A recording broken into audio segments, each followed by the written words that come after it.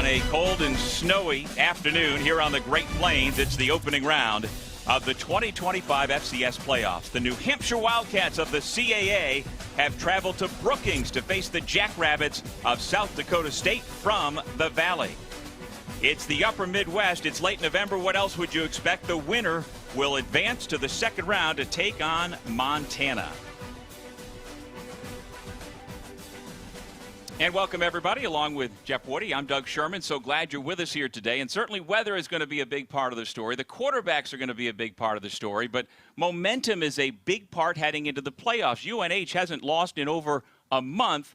The Jackrabbits, meanwhile, have had some adversity, but they have gotten great news for today. Yeah, New Hampshire, they have won 5 consecutive games. And South Dakota State, on the other hand, they're 1-4 in their last 5. And you look at that and you go, that's probably not a great recipe for success, but the inflection point at which their season changed was when their quarterback, Chase Mason, got hurt and was out of the lineup. Well, good news for the Jackrabbits fans today. He's back in the lineup, and it makes a massive difference. You look, without him, they were averaging 34 points a game. They're 16 points worse with him out of the lineup. They're 100 yards worse with him out of the lineup, and with him, that includes wins at Montana State and at Youngstown State. He makes a tremendous difference at the helm. Both head coaches invoke the name of Josh Allen when talking about Chase Mason. He is expected to be an NFL draft pick, whether he were to come out this year or next year. His head coach said that if he stays for next year, he could be a first rounder. Well, the weather, it's apparent. There is a lot of white on the field and a lot of bundling up for most folks in the stands. The wind chill is 2 with gusting winds, and snow is expected to continue throughout the afternoon. Yeah, and your game plan will change based on the footing and the wind more than anything. The temperature, the snowflakes, it's actually kind of fun to play in this, but a little bit of walking in a winter wonderland here for both teams. New Hampshire will kick off to begin the ball game with the reigning CAA Special Teams Player of the Week, a sophomore from Harrison, New York, Nick Reed, who his head coach Rick Santos says will kick in the NFL. He's got that kind of leg. And let's see how footing is today for both special teams, offense, and defense.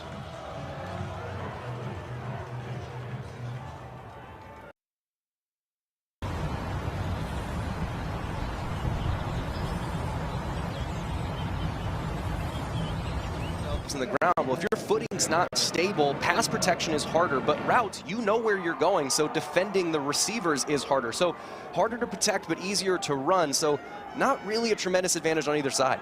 Julius Loffridge, the transfer from Fordham University, carries the football on second down. Not a lot of room up front. Trevor Berry, the terrific redshirt freshman linebacker, in on the stop. Yeah, and Julius Loffridge, he's a 4,000-yard rusher in his career. He ran for 3,000 at Fordham. He is their 4th all-time leading rusher in school history, and they transferred over to South Dakota State this year. They've talked about him acclimating to the multiple kind of natures of their blocking assignments, and he has really come to life in his last few weeks. 3rd down and 7. Looking to throw again. Mason fires a strike, has a man. It's a first down. Alex Bullock, his primary receiver, the former Nebraska Cornhusker, hauls it in. Cohen Cook was in coverage. Yeah, and this is where you know where you're going as a wide receiver. So you look at Bullock, he's able to turn around, and Cohen Cook, the safety, has to put his foot in unstable ground to try and make a break on that ball. Expect a lot of those short and intermediate routes to be effective against both defenses because of the defensive backs having to adjust in snow. That was Bullock's 64th catch of the season. And there's Graham Goring on the receiving end. He's the guy who made the overtime winning catch to get the Jacks to this point in their regular season finale last week. Man, the guts by Jack Henry to make that pass in that game and the incredible catch that he made, that's going to go down in Jackrabbit lore for a very long time. But there's once again another stop and turn around route, forcing defenders to break forward once they're already in a back pedal. That will be a common theme for both teams all day. So a 6-yard hookup from Mason to Goring. Going to run it up the middle with guidance. Loffridge able to break free. Still on his feet. Dragged down by Duncan Moreland, the free safety, who made a touchdown saving tackle. And really, that's a pretty good example of what both teams provide. Darren Burton, number 4, he's the nickel corner. He is their havoc. He is their chaos. He made a connection in the backfield. You see him coming from the left side of your screen. He just wasn't able to make the tackle because Luffridge is 6 foot 215 of solid chiseled stone. He is really hard to get on the ground. So that's a free rusher, and it's number 4. Yeah, you'll see that a lot. Luffridge breaking tackles, you're going to see a lot of that too. And I love that the tight end number 82, Coleman Kuntz, helped to guide him through that hole, turned him in the right direction. Incomplete pass by Mason. Now, tell you what, so with Chase Mason back, that means Jack Henry, who had been their starting quarterback the last few weeks, he goes back to number 2. How does it change the offensive outlook for the Jackrabbits and their staff? The offensive coordinator, Eric Eidsness, the head coach, Dan Jackson. Yeah, it does. I mean, it's the guts are the same. You know, the nuts and bolts of the car are the same, but the engine's a lot better. And the arm talent this kid has is unbelievable. His physicality, his captainship. I mean, everybody's vibes improved when he came back on the practice field. Screen pass caught. Gonna be a big play down the sideline, out of bounds. A little extracurricular after the play. A couple of players get separated. Jack Smith was blocking downfield. Duncan Moreland was the Wildcat on what's a big play to Isaiah Garcia Castaneda. And now they're looking to go a little bit faster tempo, and New Hampshire caught substituting. Run it with Luffridge, and he is drilled. Got a flag down on what was a big hit by the captain, defensive end Zach Guerin. Yeah, that'll be too many men in the field, as they weren't. South Dakota State did not substitute. Illegal substitution, more than 11 players in formation. Defense, 5-yard penalty, Lane's first down. Yeah, defensive staff sometimes they just assume that there's going to be a substitution on a big play, but offenses, if they keep everybody on the field, there's no chance to actually substitute. They're not going to hold the ball, and New Hampshire got caught, I think, in an assumption of a substitution, and they got caught with 12 on the field. So that was just a free play. Just get one snapped. It doesn't matter what happens because you got a free 5 yards. So 1st and 5, Bullock, Smith, and Goring, the receivers, to the top of your screen. Going to keep it on the ground. Luffridge takes a shot, dragging a defender towards the goal line, and they say he is down just shy. It'll be 2nd down and goal from just a few inches out. Man, again, you're going to see Julius Luffridge breaking tackles and dragging defenders. First contact was made at, what, the 4-yard line? He withstands the first contact, and that white line at the bottom of your screen is the goal line. He might be in, but I think they're going to let the next play happen because, you know, if you're South Dakota State, I don't think they really care. I think they want to play, but it does look like they are going to replay that foul, or that run, excuse me. The ruling of the field, the runner was stopped short of the goal line. The previous play is under further review. Yeah, I think he's in. It looked like he was able to keep his, really you're looking, when we do get the replay up, you're going to look for his right shin. That's kind of the thing that's going to potentially end up on the ground. But if that right shin or lower leg is off the ground, he's in, because as he takes that first contact, he's off the ground. He's kind of hopping himself in and creating an angle. So really just watching that right shin for the replay. While Isaiah Jones was hanging on for dear life. And we must say, with these conditions, Jeff, I mean, with the snow, it's going to be that much harder to definitively say, did somebody get to a particular line to gain? Yeah, and you also don't know exactly where the ball is in his hand relative to where the line is. So I think, you know, one, you're trying to look for, did his shin hit the ground? That's the thing, is if his shin hits the ground, you can assume, yeah, there's probably, we can't justify it enough. But if his shin never really hits the ground, because he ended the play with most of his body in the end zone, and all you have to hit is one dimple of that football on one blade of turf on the front of that white line, and really, if you can justify that, it can overturn. Review, the ruling of the field, the runner was stopped short of the goal line, is upheld. 2nd down. So again, that's part of the new terminology used by the officials and by the NCAA this year. They did not have enough video evidence to overturn it, so they say upheld. And that doesn't mean they are convicted, saying there's no way he got in. They just didn't have video evidence that made them say for sure that he crossed the goal line. So set up inside the 1, the Jackrabbits looking to cash in on their first drive of the football game. And now this officiating crew from the Southland Conference has a quick huddle up again. First down on that previous play. So they did gain the first down. It's 1st and goal from inside the 1. Mason, Loffridge. This time he is in. Touchdown, South Dakota State. 6-0 to start this football game. And once again, you're getting Julius Loffridge downhill. I mean, that is the nature of a running game here. One of the things you don't want to do is you don't want to run side to side because it forces your running back to make a cut. But what you want to do is run straight downhill. When the guy that you have carrying the ball has the physicality of Julius Loffridge, you go right through the teeth of the defense. 7th touchdown of the season for the senior from Houston. Trying to get the Jackrabbits on to round number 2. Again, South Dakota State started the year 7-0, have lost 4 of its last 5, but that coincided with the foot injury suffered by their quarterback Chase Mason, who is back and steers this team right down the field under adverse conditions. The PAT is good by Eli Stater. The Jackrabbits and the Wildcats on a bitter cold afternoon here in South Dakota. It's the Jacks off to the early lead.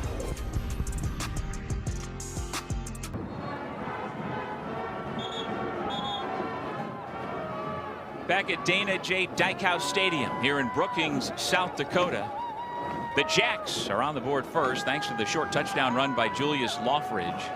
And you and I both went down to the field before kickoff, Jeff, and got a taste of what the conditions are like. What was your sense about just how cold, blustering, and how the footing is out there today? Yeah, as long as the field has been kind of plowed, which it looks like a little bit of accumulation is going to happen over time. They're going to do their best, as you can see, to get the lines, every 5 yards cleared, and the sidelines. Footing's not great, but it's not horrible if you got cleats. But it's funny, you just look, the entry shot that we had was a fan holding a sign, but these South Dakota fans are so used to it, they've got a laminated sign to protect it from the snow. So this is very familiar territory for fans.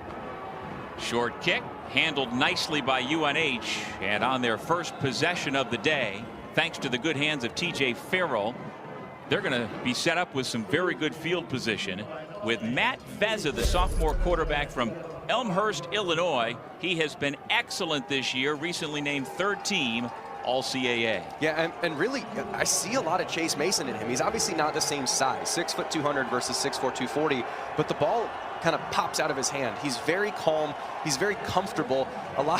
His head coach called him emotionally stable, which is a really nice compliment for a quarterback. He has thrown for over 2,600 yards this year and has taken every snap this season for New Hampshire. The running back is Miles Thomason. And on first down, he's got an open receiver, Peyton Strickland, the tight end from Goffstown, New Hampshire. It's a good pickup on first down for the Wildcats. Bryce Johnson in on the tackle. Yeah, and once again, that's just hitches. You see that Peyton Strickland, who was an all-conference player in the CAA as a fullback. He does play tight end, but he was nominated in the fullback category. And you saw that. It's just 9 yards turn around. I'm going to throw it right at your numbers because the defense, again, they have to break and you know where you're going, which is a huge advantage on the footing that is out there.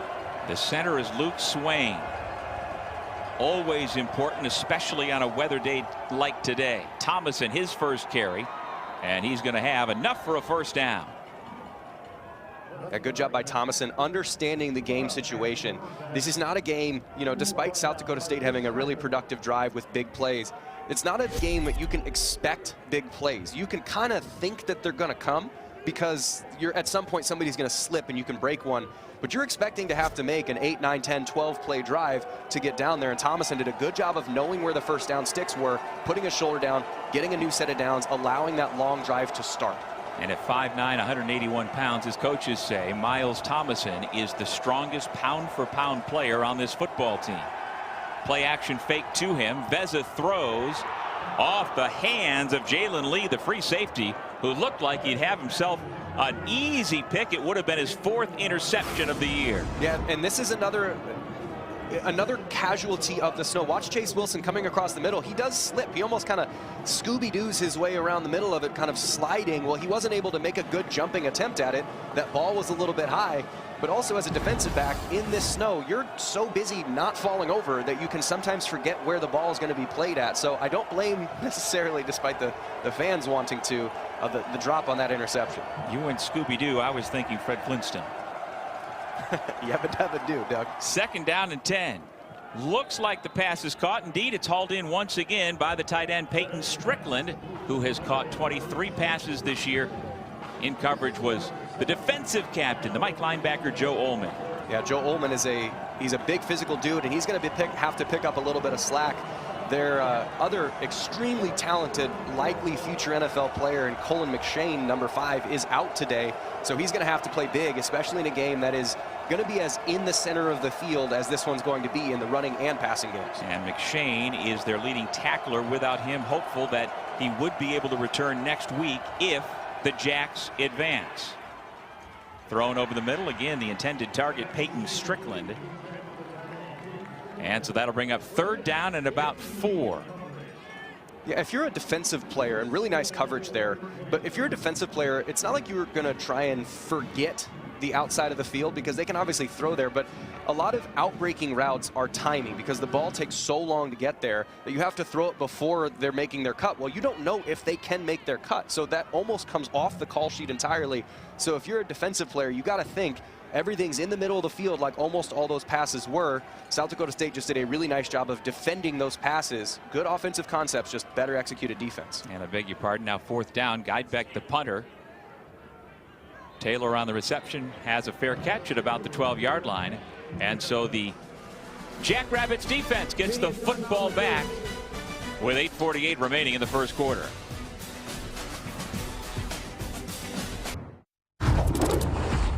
Last Saturday, the Jackrabbits went on the road indoors at North Dakota and needed a win to secure its place in the FCS playoffs, and got some big plays from both sides. Kobe Claiborne with the strip sack, Logan Green the recovery. That helped to get things to overtime, and a huge play to win this football game, Jeff. Yeah, and Jack Henry, they had lost their 4 consecutive games, including bad ones against Indiana State, and so there is all the reasons in the world to quit on your season. But that was a playoff game that they absolutely executed, and the guts for Jack Henry to make that play and the significance of that win allowed them to extend that streak, which is an extremely impressive 14 consecutive years of making the playoffs in the FCS. Yeah, there is truly a standard of excellence around here. They have appeared in 188 consecutive top 25 polls. They are 2-time national champs in 2022 and 23, and while they may not be what they have been in most recent years, the record 8-4 is not nearly as impressive as Loffridge has stood up. We can't impress upon you enough that them losing 4 out of 5 to close the regular season had more to do with who was not at quarterback than who is there today. Chase Mason, ready to lead this team to another run in the FCS playoffs. Yeah, and Jack Henry, they had mentioned he had gotten better and better, and he needed to in order to get that win against North Dakota. And by doing that, I mean, again, it was a playoff game last week. If they lost, they're out, and that streak is broken, but they managed to do it to get themselves a chance to get their guy back at quarterback. Bullock, the motion man. Mason hands it off. Loffridge running right, following his blockers. Out in front was Coleman Kuntz for some positive yardage to bring up 3rd down. Cohen Cook, who seems to be everywhere, number 10 for New Hampshire, in on the tackle. Yeah, he had, I think, multiple Division I basketball offers. He's the best athlete on the team, the coaching staff says. And he wasn't starting at the beginning of the year. He just consistently outworking and outperforming everybody else in the field. And they were like, well, he can't keep this kid off the field. And he's made a tremendous impact. Yeah, 2,000 career points in high school basketball. He can do a backflip in full pads. They say if he continues on his current trajectory, number 10 could get to the NFL someday. Ball came loose after Goring was tackled. They say he was down. Move the chains. It's another 1st down for South Dakota State. And this is really what Chase Mason brings. I mean, look how this ball is driven. It's throwing the brakes on it. Again, you saw just the twinkle toes that you have to do if you're going to be trying to stop in this weather, with Sean Webb being the one with those twinkle toes. But Chase Mason can drive that ball through the snow to be exactly where it needs to be on time. Another bullet, another nice catch by Graham Goring, who kept his feet in bounds. It's a pickup of 11. 1st down, Jackrabbits. Yeah, we're 8 minutes into the game, and that's the first outbreaking route that has been thrown all day. That's the kind of stuff that you can get away with when you have a quarterback like that. You can just see the ball comes out of his hand different you know, like a good golfer, if you've ever been around and watched a PGA tournament or an LPGA tournament, how fast the ball comes off their club head, you can just feel it. Same thing when you're watching practice. You see Chase Mason, the ball come out of his hand, you can just feel it. It's just different. Loffridge puts his head down, falls forward for a pickup of 3, and periodically after each play, Jeff, you and I can see it. There is a team of 5 people behind the play with shovels, and they run across the field while play is happening, while guys are coming on and off the field to try and keep as many of these 5-yard lines clear for use here today. There they are. Just a wild scene here today at Dykhouse Stadium. It's like the floor moppers in a basketball game, just colder and a lot more distance to travel. Yes. Second down pass, good coverage, better catch. Wow. Able to hold on to the football. Coleman Kuntz, the senior from Beaumont, California. Again, driving a ball through the wind. The wind is picked up. It's not windy, but it is gusty, and you can just see how fast that ball gets on. I mean, the camera, if it was slowed down a couple frames per second, it would just jump. That's how the kind of zip that this thing has. So yeah, it is snowy, but it is still possible to throw the ball when you got an offense like this. Grayton Gannon goes in motion now to the left side of the formation. Third down, going to run for it. And once again, the former Fordham Ram, Julius Loffridge, who is the active leader in career FCS rushing yardage. You mentioned earlier over 4,000 yards. He had 3,000 at Fordham, and he is pushing 1,000 here this season for the Jacks. Yeah, again, he's all-purpose yards. He's 4,400 yards. He's second in the FCS. He's 4,000 rushing yards, 33 rushing touchdowns. It's an extremely accomplished career, but one of the reasons he wanted to come here is to play in games like this and win. Young man out of Maid Creek High School in Houston takes a break on the sideline, replaced by Josiah Johnson. Pass over the middle is caught. Coleman Kuntz again, and he is moving the football down the field. Isaiah Jones able to make the tackle for New Hampshire, but Kuntz, who is an NFL prospect in his 5th game back from injury, a huge difference maker so far today. Yeah, they're really excited to get him back on. And Malik Diaby, nice to meet you. You try and make a tackle in the snow against a guy that's that big. He runs 6'3", 240 and a whole lot of muscle. It's his 5th game back, and they're very excited to have him back for plays like that. Mason flings it. You see how easy it is for him, regardless of the angle. He finds Goring once again.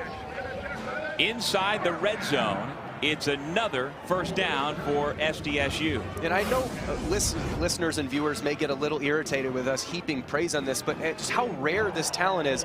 He comes from he drops sidearm. He did play baseball at Nebraska, and he's got all the tools that MLB scouts were very interested in for him. And just stuff like that where you can just flick it 70 miles an hour from a sidearm in the snow.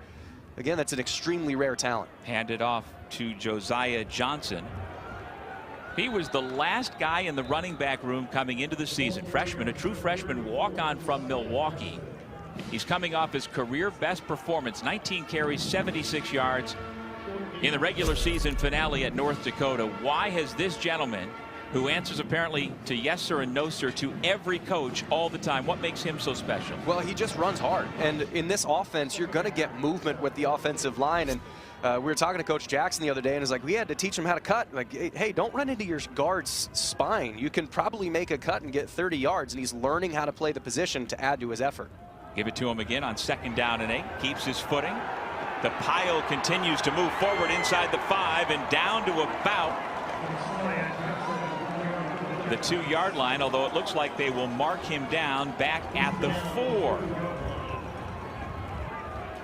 Yeah, and that massive humanity, it's hard to see where the ball actually stops and where the ball carrier is actually down. But this is the style game, and I think the worse the footing and the windier it is, the more it favors South Dakota State. Not because they're tougher or whatever, they're just a bigger team. And when you can't really go laterally that much and you're trying to go through the other one, size matters. So South Dakota State, the windier and worse the weather is, the better it is for them based on play style. Under 2 minutes to go, first quarter. Johnson straight ahead. He is upended, dropped by Cole Bullock. shy of the goal line, but it is a first down for the Jackrabbits. Yeah, good job by Bullock to come hit at the legs of these running backs. When you're trying to react, you don't have a lot of time, so you want to be the hammer and not the nail when you're playing tackle. And he's a Montana State transfer. He's the only old guy in the room. And I say old guy, there's 23, so it's not like he's old. But all the rest of the linebackers and most of this defense are freshmen and sophomores, so him being an upperclassman, a lot of guys have looked to him as the experience needed. Officials waiting for the substitutions. And let's see if they keep it in the hands of the true freshman walk-on Johnson. Here he goes, and he walks into the end zone. South Dakota State now with a 13-0 lead, and why not a snow angel on a day like today? Oh man, you gotta love it. A guy doing a snow angel in the end zone, unless you're a New Hampshire Wildcat.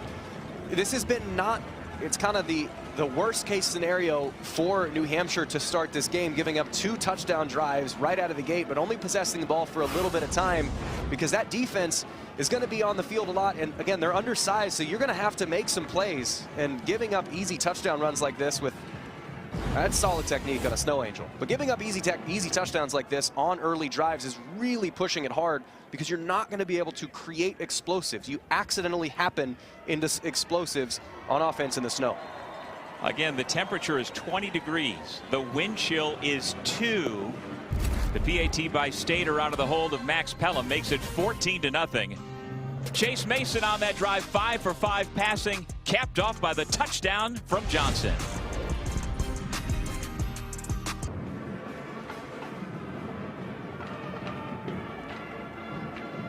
Everybody here in Brookings, South Dakota, just trying to stay warm. Get out of the wind when you can and have a quick impromptu meeting inside of whatever that is. 14-0, Jackrabbits with the lead late in the first quarter over New Hampshire. And a rolling kick handled by DeMontre Patterson. He is lightning in space, not a big guy, but he can make you miss even in these conditions. Wrapped up for the Wildcats offense to come back out of the field for a second time. And there is a look at the first-year head coach, Dan Jackson. Came back to South Dakota State, where he had been a linebacker because of a series of injuries, Jeff, during his playing days. He left, wound up getting his degree not playing football at Nebraska Omaha back in 2008. And he wasn't sure he was going to be a football coach. He thought, well, I'll be a Spanish teacher.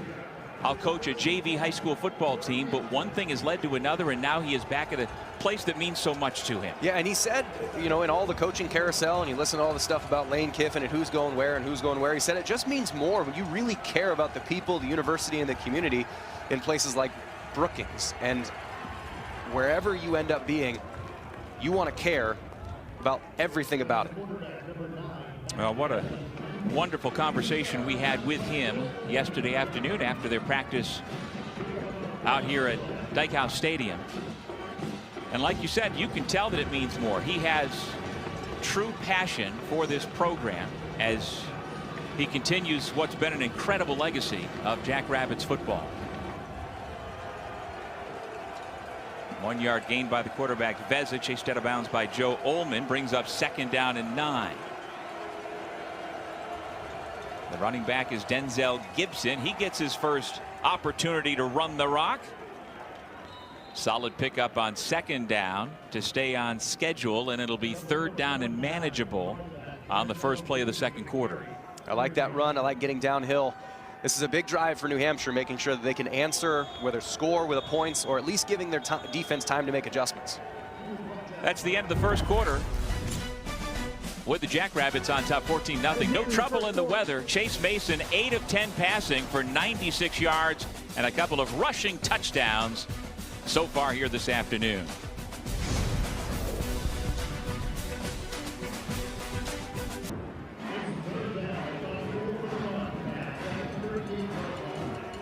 Former Wildcats All-American quarterback Rick Santos is in his 4th year as head coach at his alma mater, and he is just the 3rd Wildcats head coach since 1972.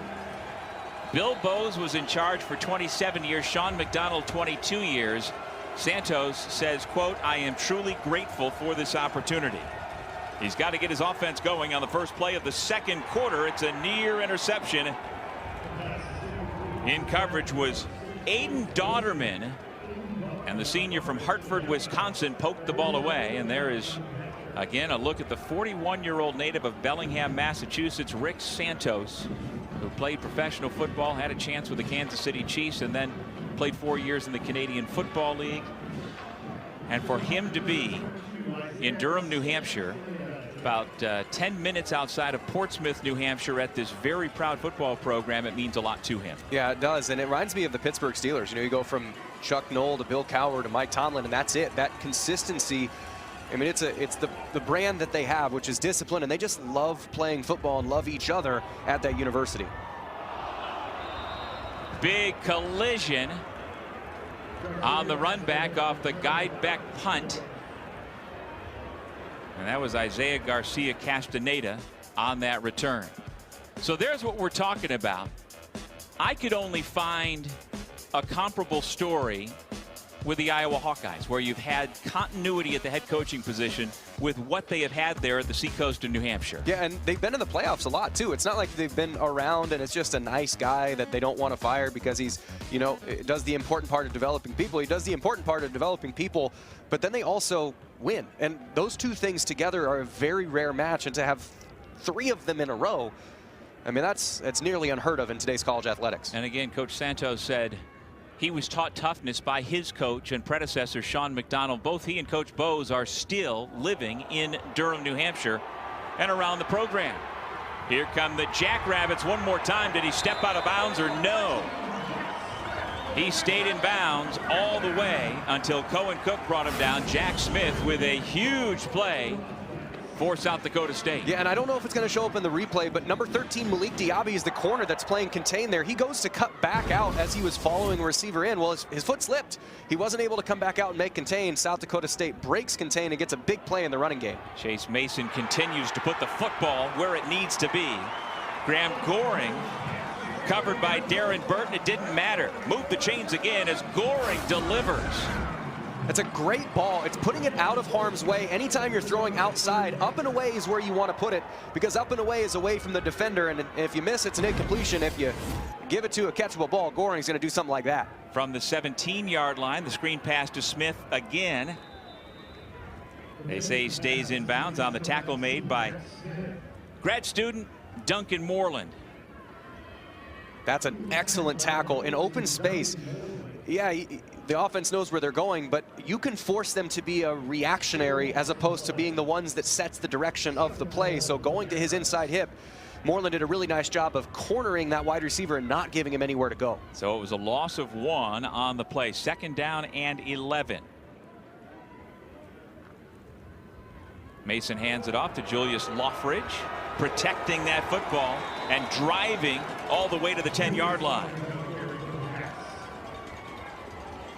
Yeah, and that was Cohen Cook in there making the first hit, but no one has made the tackle on the first hit so far on Loffridge.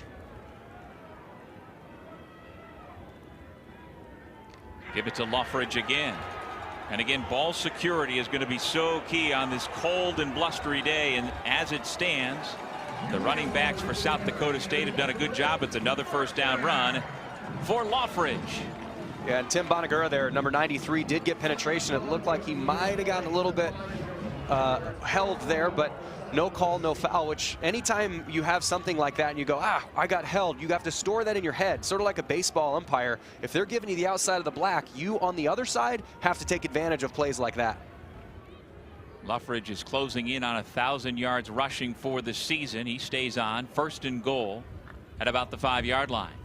It's Loffridge.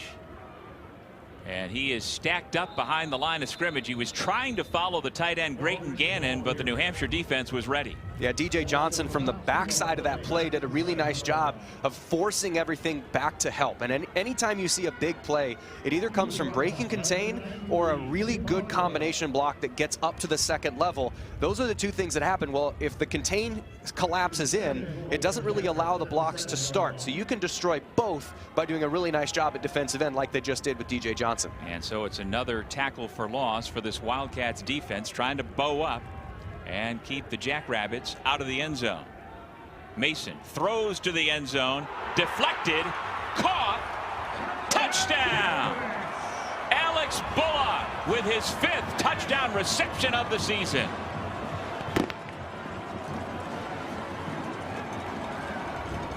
My goodness.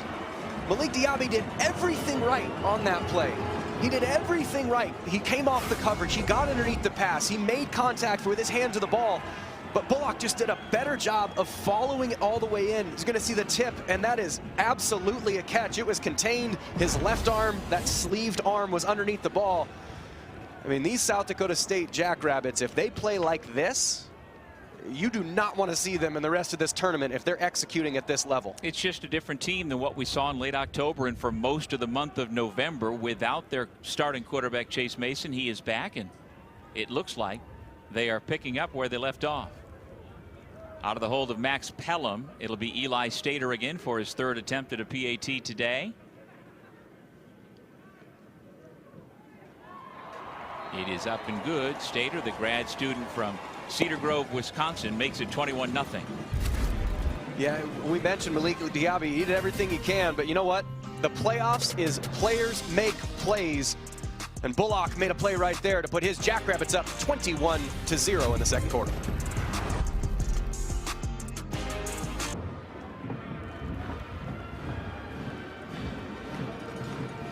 We take you back inside the 2 sheds to try and stay warm outside of the wind. Wind chills are around 0 here in Brookings, South Dakota this afternoon, but it has not slowed down the 14th ranked Jackrabbits, who are on top 21-0.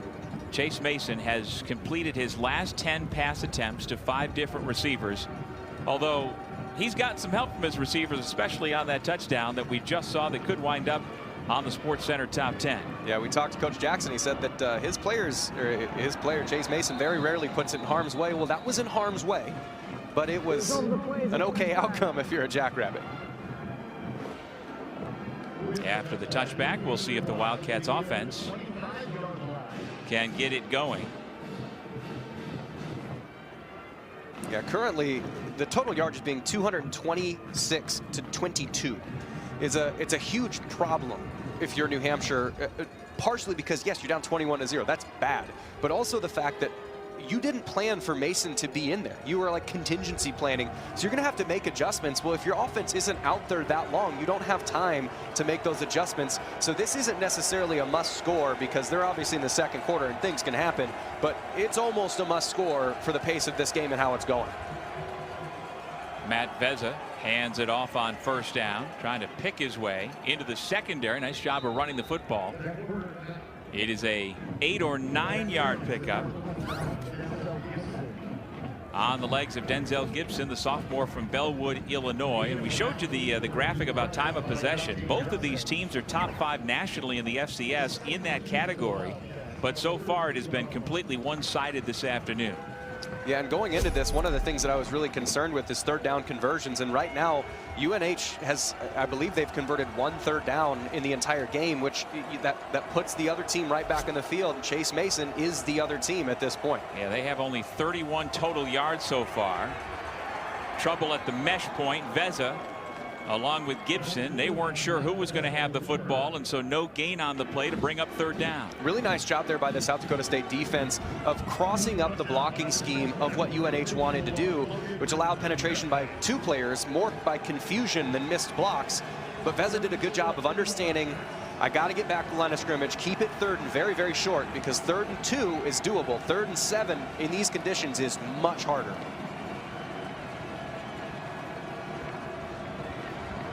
Those who have braved the conditions are making noise here on 3rd down and short. Timeout, New Hampshire. Timeout, New Hampshire. Our first charge timeout of the half. This will be a 30-second timeout. Correction. Well, back at the University of New Hampshire, they are hoping to see this offense get something going, but it'll start with trying to convert 3rd down and short. Timeout on the field. Early second quarter, all Jackrabbits so far in this first round FCS playoff game.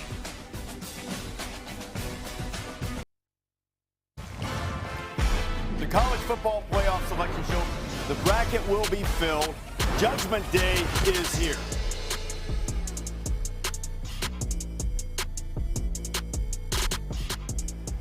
Welcome back to Brookings, South Dakota, and I have to correct something I had said before the break. I thought New Hampshire had converted 1 third down so far. Right now, they're 0 for 2, where South Dakota State is 5 for 5 as they face a 3rd and 2 here, already down by 3 touchdowns. They don't get much bigger in a second quarter than these right now that they have to convert. They spread out the formation on 3rd and short for the quarterback, Matt Vezza. The only one in front of him, the center, Luke Swain. They fake the jet sweep. Vezza trying to throw, rolling out, keeps the play alive, loses his footing, and he is drilled shy of the line to gain by Bryce Johnson. The linebacker getting the start today in place of Cullen McShane makes a huge play out in space. Yeah, and Bryce Johnson was competing to be the starter prior to the season before Cullen McShane beat him out. And you also might be wondering, why on a 3rd and this are you doing that type of play? Well, last week they were 1 for 11 on scoring touchdowns inside the 4-yard line against Maine. So their short yardage, they need to be more creative. They just weren't able to execute on that against this South Dakota State defense. And now New Hampshire, #1 in the country in 4th down conversion, going for it. And that percentage of 30 goes up. And still on his feet is Denzel Gibson. A huge risk and a huge reward for the Wildcats. That's a terrific call. Really getting downhill. You knew that South Dakota State was going to try and bring pressure because they need to stop you behind line of scrimmage. They bring both linebackers, but you run a full zone. Everybody blocks to the right, and if you can capture that blitz, it allows your bigger running back, who's 5'10", 225, to get downhill in the snow. That's a huge 4th down conversion to keep this drive going. Casey McKinney back on, Logan Perez out. McKinney is wide to the right of the formation. Vezza going to hand it off to Gibson again. And again, good yardage off the legs of the sophomore from Bellwood, Illinois on 1st down. Kobe Claiborne, the defensive tackle for South Dakota State, in on the tackle. Yeah, sometimes, you know, in horse racing, they call them, if they run well in the rain, they call them mutters. Yep. Denzel Gibson looks like their mutter. And when you're trying to play in weather like this, Miles Thomason is 5'9", 180. He's really good in open space, but you take away his quickness when you make the field icy. Denzel Gibson wants to run through your face mask, and that's why he's taking the lion's share of these carries. Yeah, he's a young man who was a redshirt freshman last year, came on strong as the season got later, playing a big role again this year.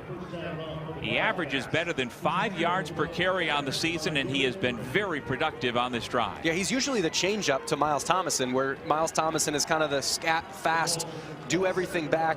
Well, then Gibson comes in and becomes kind of the sledgehammer. Well, right now, a sledgehammer is really the only tool you need, and they've run basically the same play 3 times in a row, which is full zone to the right, cut off your left tackle, and that's what they've been effective at.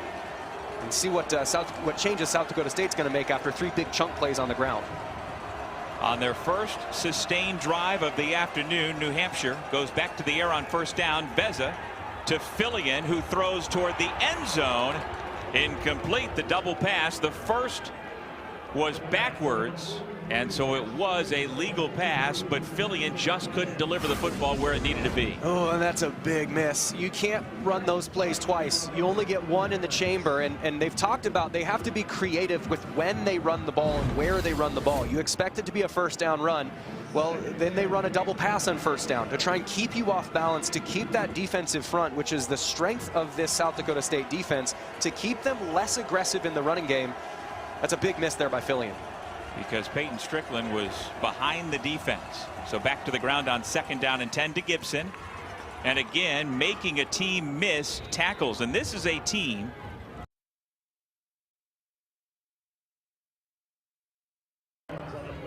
of just 7 tackles last week at North Dakota. We talked to defensive coordinator Brian Bergstrom about that. He says toes to the tackle. It's so important. Be violent. Whatever it takes, get the guy on the ground. They are having trouble right now getting Gibson on the ground. Yeah, toes to the tackle is hard when you're getting your shoulder snapped by a running back. Kobe Bretz just met Denzel Gibson and did not like the meeting that he just had. 3rd down and short. Veza to the air, and it's knocked down, batted down by Logan Green, one of the captains up front, and one of the farm kids on this roster. He was a high school state champion wrestler, a walk-on, now on scholarship, now a captain, making a huge play on third down. Yeah, he really jumps out on film, not so much at this point in the game, but he is such a hard worker. He's an Iowa farm kid that he doesn't get tired. Wrestlers, the whole point of wrestling is to try and ground your opponent into the dirt. And he does that, and he gets better as the game goes along. So he's a mutter, exactly what you want in weather conditions like this. Out of Clarinda High School in Iowa, going to try to make another play here on 4th down and 1. Gibson into the pile, and the spot will be crucial. It is a 1st down for New Hampshire. Situational football is really, really big. You know, and in the playoffs, guys got to make plays. Well, this is making a play. You have an unblocked defender on the backside. They left him unblocked on purpose because they're reading him. Well, Veza gave the ball off. Well, that guy becomes a free tackler. So you have a free tackler that's coming, and if there's a quarterback and a running back, that's 2. They got 11. There's 2 unblocked that are going to be there all the time. So that unblocked safety, unblocked defensive end, you got to make both of those past the line to gain. Nothing fancy. Put your shoulder down and get it. Nice job there by Gibson. Peyton Strickland is the lead back. Veza instead going to throw the football into single coverage, and it's incomplete. In the end zone was Casey McKinney.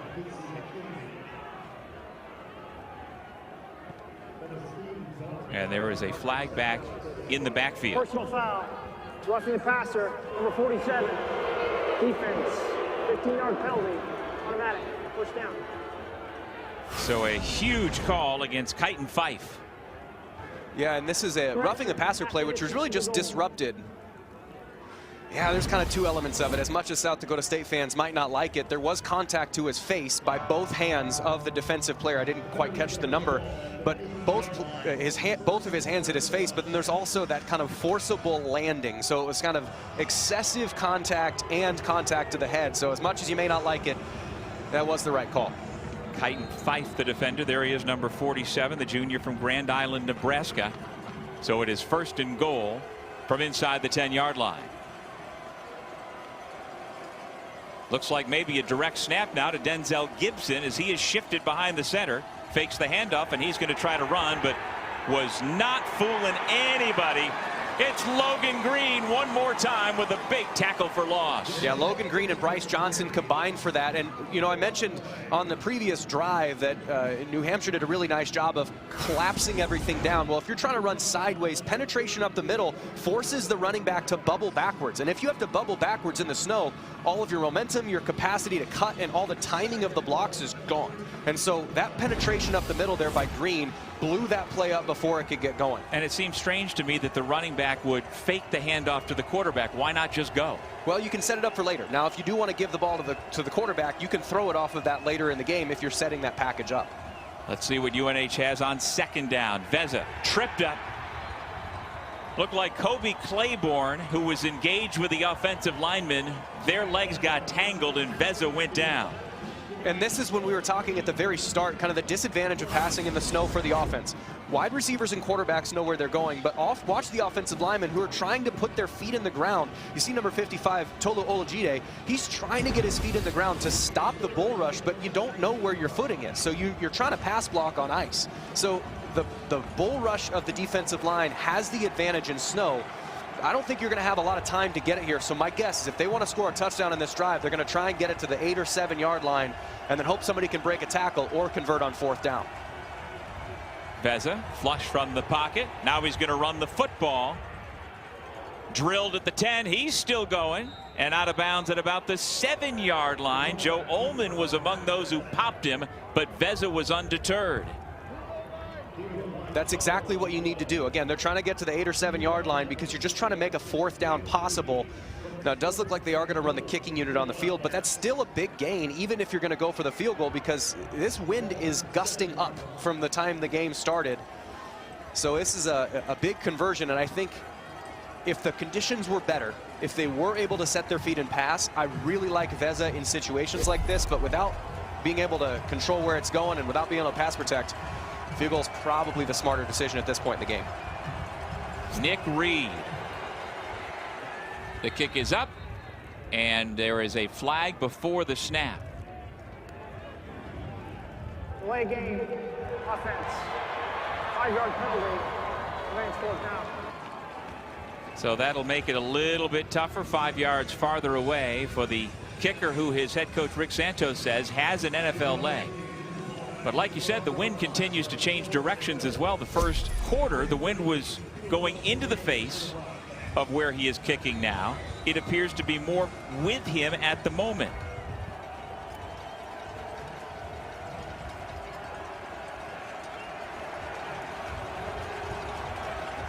So a 27-yard attempt out of the hold of Matt Guidebeck. It's clean. The kick is up, and it is off the upright and through. So the first sustained drive of the game for the Wildcats turns into 3 points by Nick Reed. Sure, UNH would have loved to have punched it in, but they are on the board, now down 21-3.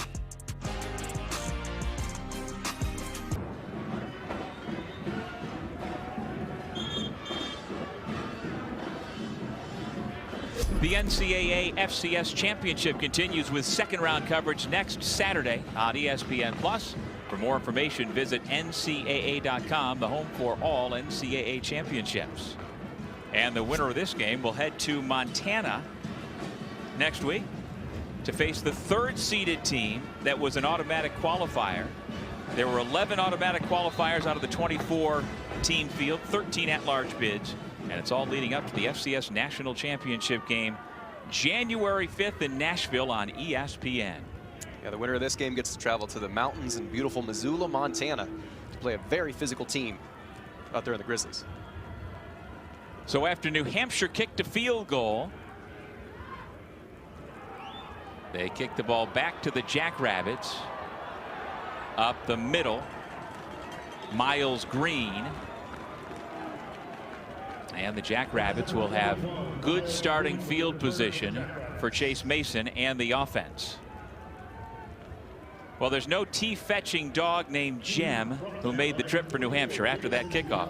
Back in New Hampshire, when they play a home game, they've got a dog who goes out and picks up that tee out there. Yeah, I noticed that because when you watch film, the first shot of film is always the down and distance. They show the scoreboard. So after touchdowns, they have a dog that goes out and fetches the tee, and you just get to see that little fluffy dog butt that's going out there and getting the tee. Well, I, for one, am glad that the dog didn't make the trip, because the conditions are not good for Jem to be out there retrieving a tee. I mean, there's Jem, hopefully cute she watching is on ESPN Plus right now, staying warm. Can you imagine how happy she is every time she gets to go get the tee? Fantastic. Jem the Dungeon Dog. Good girl.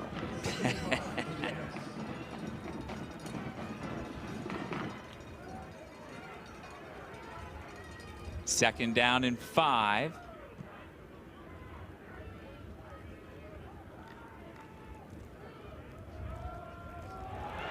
First down and more. Push down from behind after a big pickup by James Basinger. Sean Webb with the stop. And that brings us to the 2-minute timeout. South Dakota State trying to put more points on the board before the intermission here in Brookings, South Dakota.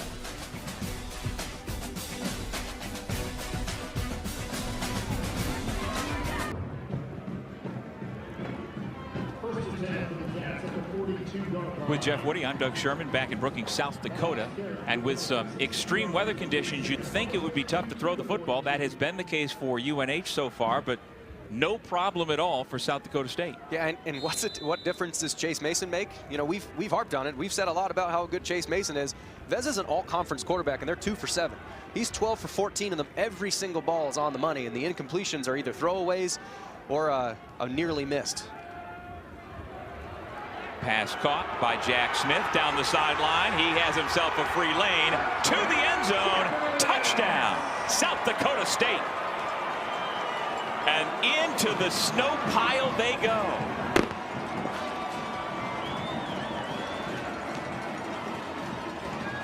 It has been snowing all week long, so the piles at the end of the field are big enough for these big boys to jump in and have a little fun. Yeah, and at this point, you're up 27-3. The Jackrabbits are having quite a bit of fun, and this is the kind of stuff that you dream about when you're a kid, and you're out in the backyard in the middle of December in the upper Midwest or the Northeastern, and you got to dive into the snowbank to catch that touchdown. We didn't dive into the snowbank to catch it. He dove in after he caught it after a terrific ball and terrific play, which we'll get to after this. 4th receiving touchdown of the year from Jack Smith. He also had a 75-yard run. Little trouble with the snap, and so the point after is covered.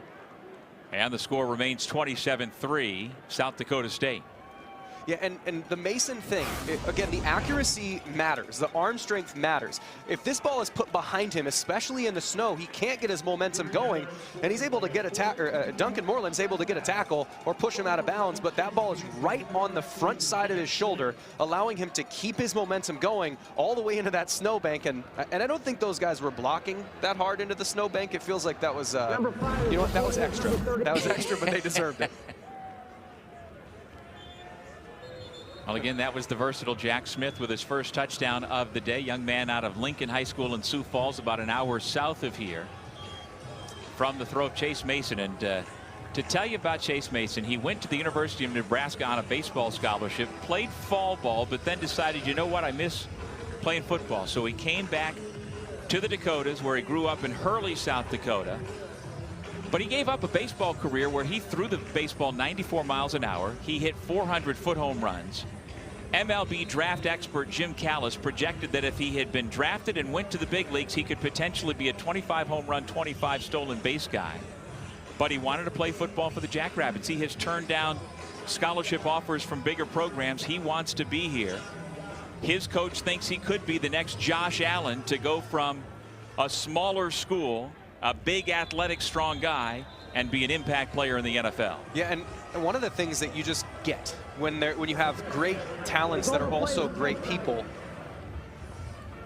and when you get that great people that are also great players, it just, the vibes get better. And you know, vibes is sort of like a silly word sometimes, but the energy that exists between players is that, you know, I've used the example before. If you're a shortstop in baseball and your first baseman's Freddie Freeman, and you can just chuck it anywhere, somewhere close, anywhere near him, and he's going to pick it up, you feel really comfortable as a shortstop. Just get to the ball, throw it towards first base, he's going to make a play. Well, when your quarterback is that guy, I can do anything. If I get near my block, it's going to be good. If I make a tackle, we're going to win. Just the vibes and confidence of everybody goes up because of number 7. Matt Vezza throws flat-footed.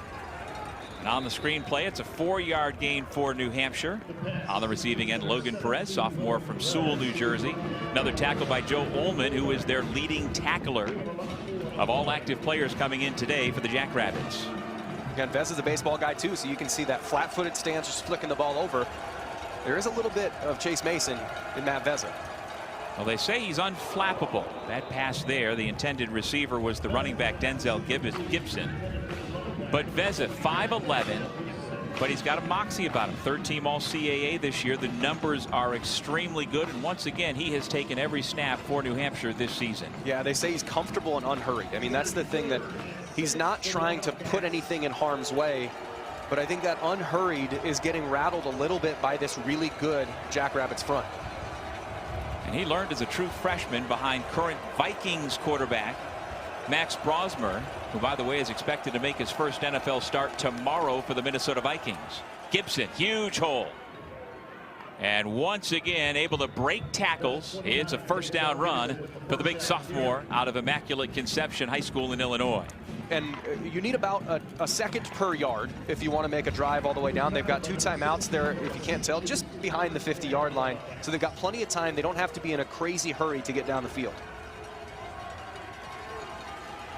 Vezza flushed. Gets a great block from Gibson. It's another first down for New Hampshire.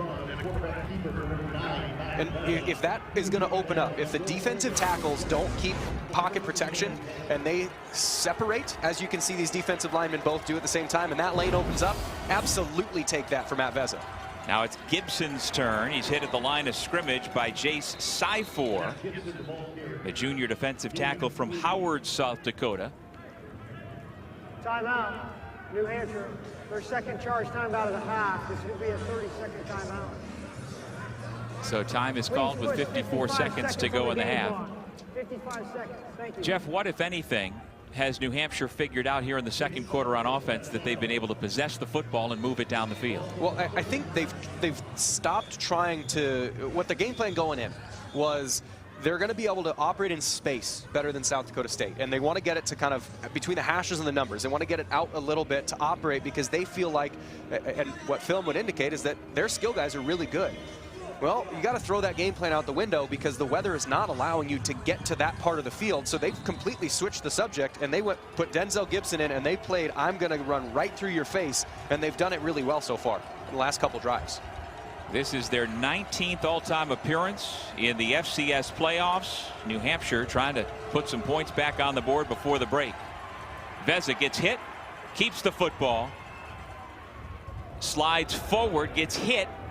They're going to mark him just short of the first down line as head coach Rick Santos wanted a flag.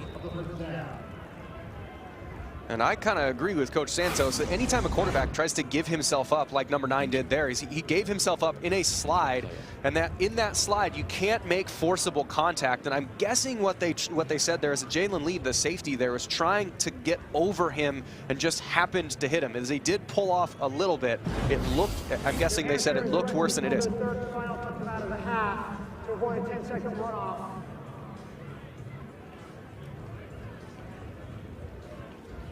Referee Matt Beck giving us the indication that New Hampshire will use their final timeout rather than on an injured player. If you do not use the timeout, you have the ball, the clock is moving, you'd have to have a 10-second runoff. They elected to use their timeout to do that. But I agree that I feel like that should have been a penalty. But again, they didn't get it once on the other side where Mason was sliding. They didn't get it on this one with Veza. You got 42 seconds left and no timeouts. You are in dicey field goal range in these conditions, so you're going to want to get at least another 10 or so yards closer. But at 27-3, this thing needs to end up in the checkerboard that you can't see in the end zone. Good to see Tolu Olajide walk off under his own power. And so a switch at left tackle.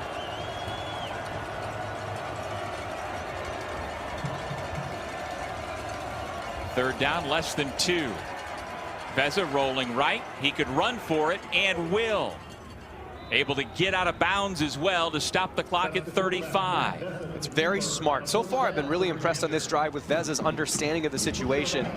You're going to get a lot more coverage that's a little bit in known passing situations. Defensive line is going to be more aggressive running. Coverage is going to be a little bit more aggressive towards your wide receivers, which means there's going to be more space for you. And so understanding where's the free space on the field, getting out of bounds, preserving that clock, 35 seconds with about 30 yards to go.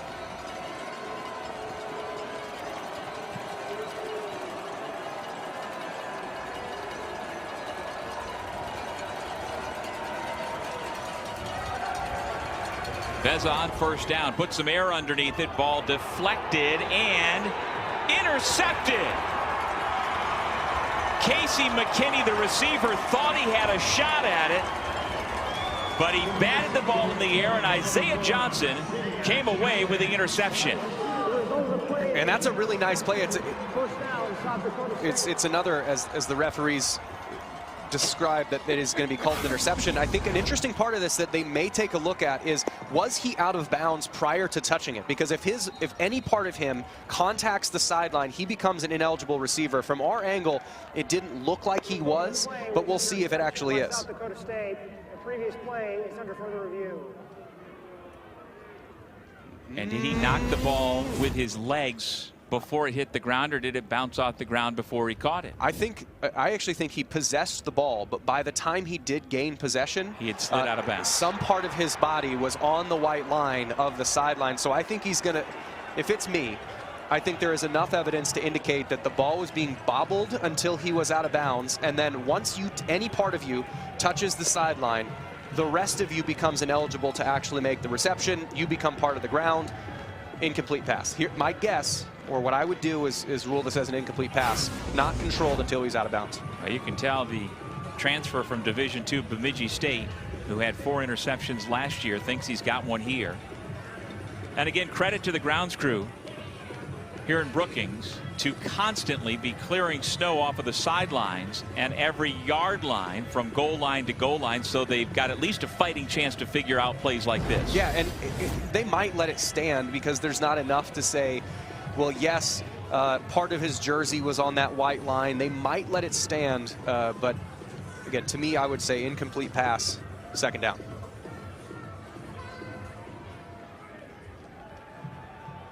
After further review, the ruling on the field of an interception is upheld. First down, South Dakota State.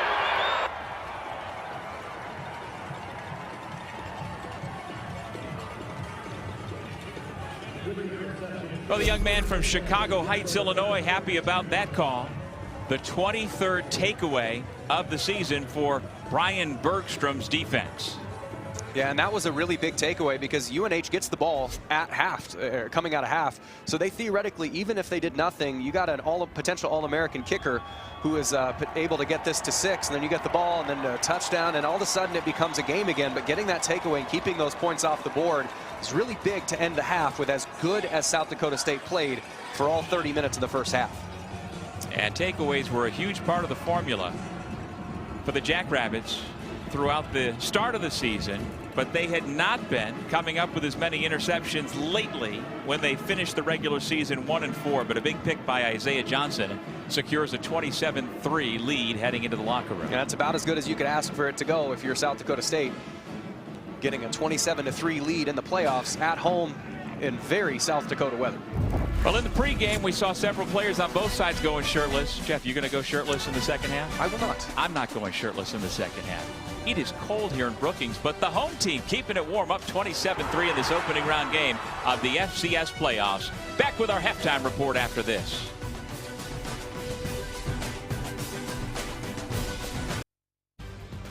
Welcome back to ESPN's coverage of the FCS playoffs. I'm Matt Schick.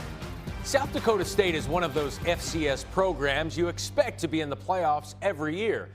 But this year was different.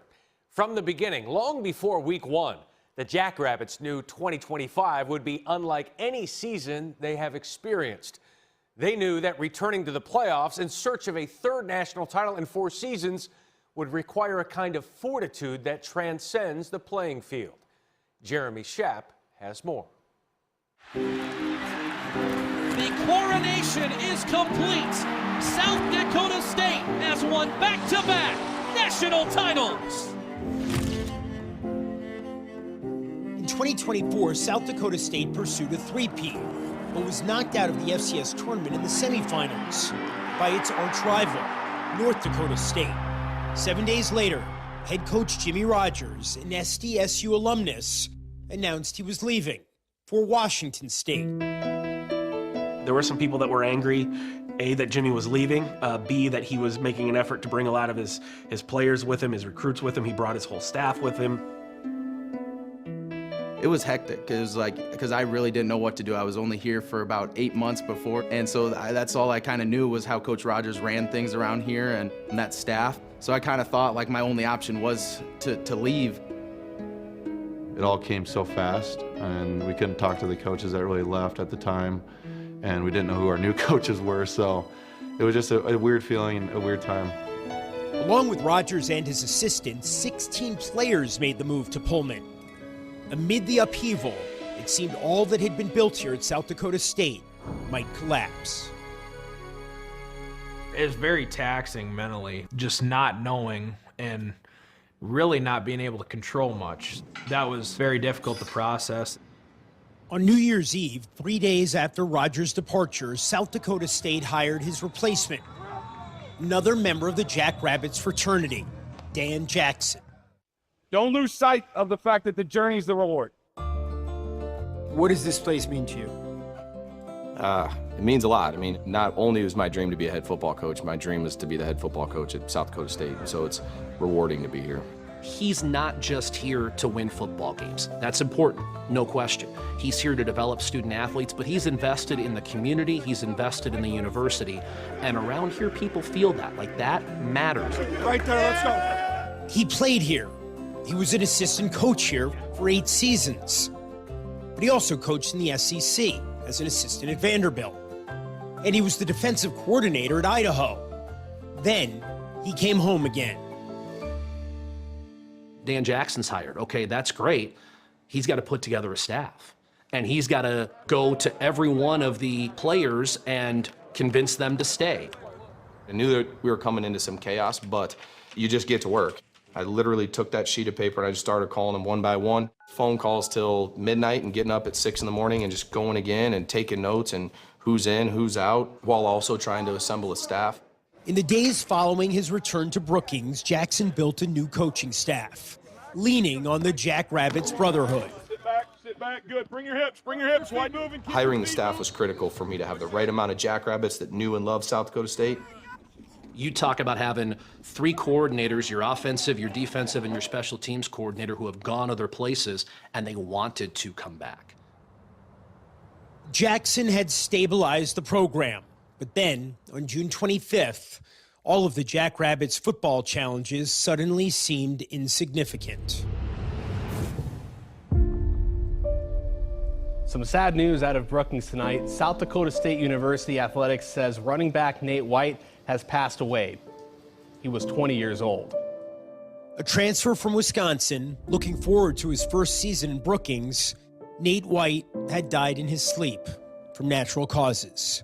A medical event had disrupted his breathing and heart functions. The initial thing is calling his mom, which was the biggest challenge, and I wanted to be the one to do that. You told her. Yeah. She, try to not relive those moments a ton, but calling Crystal was tough. But I didn't want her to hear that from anybody other than the head football coach. I remember just going in the stairwell in that building, just crying for a long time. It was like the whole football change happened, and then that happens. At a certain part, you kind of just feel like hopeless in a way. It was just devastating for all of us to kind of just hear that. But the biggest thing was coming together that night, putting a memorial together for his family, and just coming together as a team. This season, the Jackrabbits have committed themselves to honoring Nate White by playing every down as brothers. And that's exactly what they did in Week 2 at third-ranked Montana State. When you got 2 versus 3, this thing is as big as it gets. It was a crazy environment, one of the best in FCS, and we were put to the test. We were down, and then we were up, and then back down, and going to overtime. That was kind of where you see, we stuck together. Wow, this is going to be so close. And he is short. Short of the first down. Wow. South Dakota State once again knocks off Montana State. Our guys have been through so much that, any sort of adversity that hits in the game isn't going to phase them. We're just going to keep rolling. That was a big win for Dan. That was a big win for everyone in this program to say, okay, we can be the same kind of team under Dan Jackson that we were under Jimmy Rogers and John Stiegelmeier. To start the season, South Dakota State reeled off 7 consecutive wins. But then quarterback Chase Mason suffered a foot injury, and the Jackrabbits lost 4 in a row. In the season finale, with their postseason hopes in the balance and trailing in overtime, the team that endured so much change this year and so much heartbreak found a way. Jack Henry will sling one to the end zone. Touchdown, Jackrabbits! An incredible comeback for South Dakota State to get to 8 wins and punch their ticket to the FCS postseason. I want a team that feels that they've accomplished the goal of reaching their highest potential, that handled any adversity that was thrown their way. Play for each other. Let's go. This team will be talked about for the rest of South Dakota State history. It's a party, it's a party, it's a party. Jeremy Schaap reporting. The last season the Jackrabbits did not reach at least the national semifinals was in 2019 when they lost in the second round. I'm Matt Schick. ESPN's coverage of the FCS playoffs continues after this break.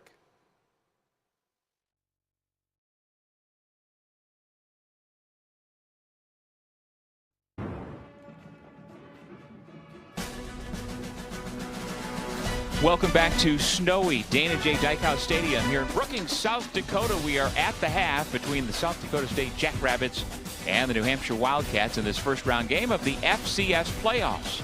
We'll take another break, come back with first half stats and highlights right after this.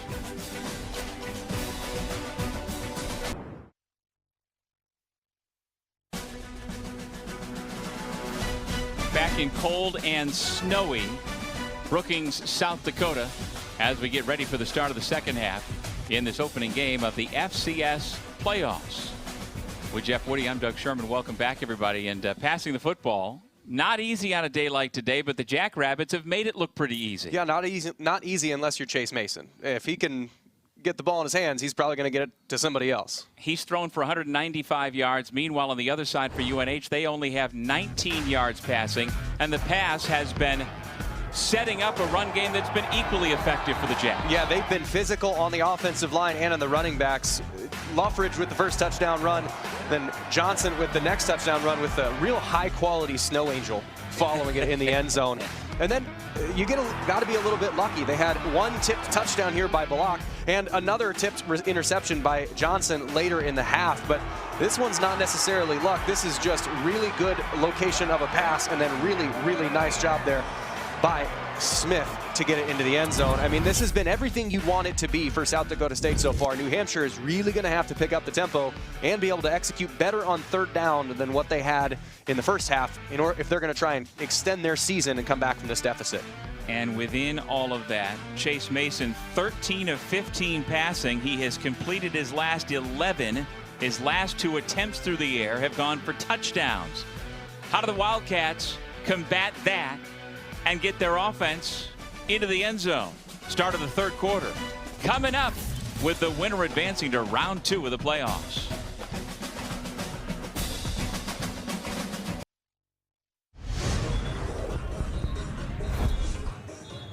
As the ground crew continues to clear the field right up until the start of the second half, we give you a chance to see some of the out-of-town scores. How about the Coyotes being pushed by Drake at the half in another first-round game? Yeah, I imagine the Jacks fans aren't too upset to see that one really tight with a really tough Drake football team making their third straight appearance in the playoffs with a new coach, Joe Woodley, who has taken NAIA Grandview to, I believe, 2 straight national titles, is now the Drake head coach. They're a tough team, but I don't think the South Dakota State fans have any love lost for the Coyotes. Darren Burton II does well to handle that kick, and he is dropped at about the 28-yard line. Here's a look at the 2 quarterbacks. Veza has the 1 interception on a deflected pass. I've been impressed just by how well the Jackrabbits have taken care of the football. No INTs, no passes really in harm's way. And neither side has fumbled the football so far, despite the brutally cold conditions. Yeah, it's really cold. The ball gets slick, so you have to be extra focused on not getting yourself in a position where you're going to fumble. But I mean, the main 2 things to me that are the big difference in this game from 27-3 is quarterback efficiency. Everything is off schedule for New Hampshire. They got to fix that. And then third down conversions. Those are 2 main differences that have made it such a big spread. Denzel Gibson, who had a big first half running the football, going nowhere on his first touch of the third quarter. You know, I would imagine if I'm the UNH offense, I want to continue doing what was successful in the first half, but you're going to have to tweak it because you know South Dakota State's going to make their adjustment. And what was successful is running your inside zone scheme straight downhill. Well, what's the adjustment to that is pinch everything down and clog the middle so you don't have any access to any lane in the middle of the field. Tolu Olajide, who we saw lead the field under his own power in the second quarter, is not out there at left tackle to start the third quarter, as Gibson is stopped after a short gain to bring up third down and long. Bryce Johnson doing a really nice job of coming over the top on a combination block. When that combination block disappears, that means the ball is coming right to you. So no one's going to send multiple offensive linemen in the wrong way. So that combination block is a really good signal that the ball's coming your way. Great job of getting around it and getting a contact in the backfield. Jake Kadire, number 77, is the starting left tackle for UNH here in the third quarter.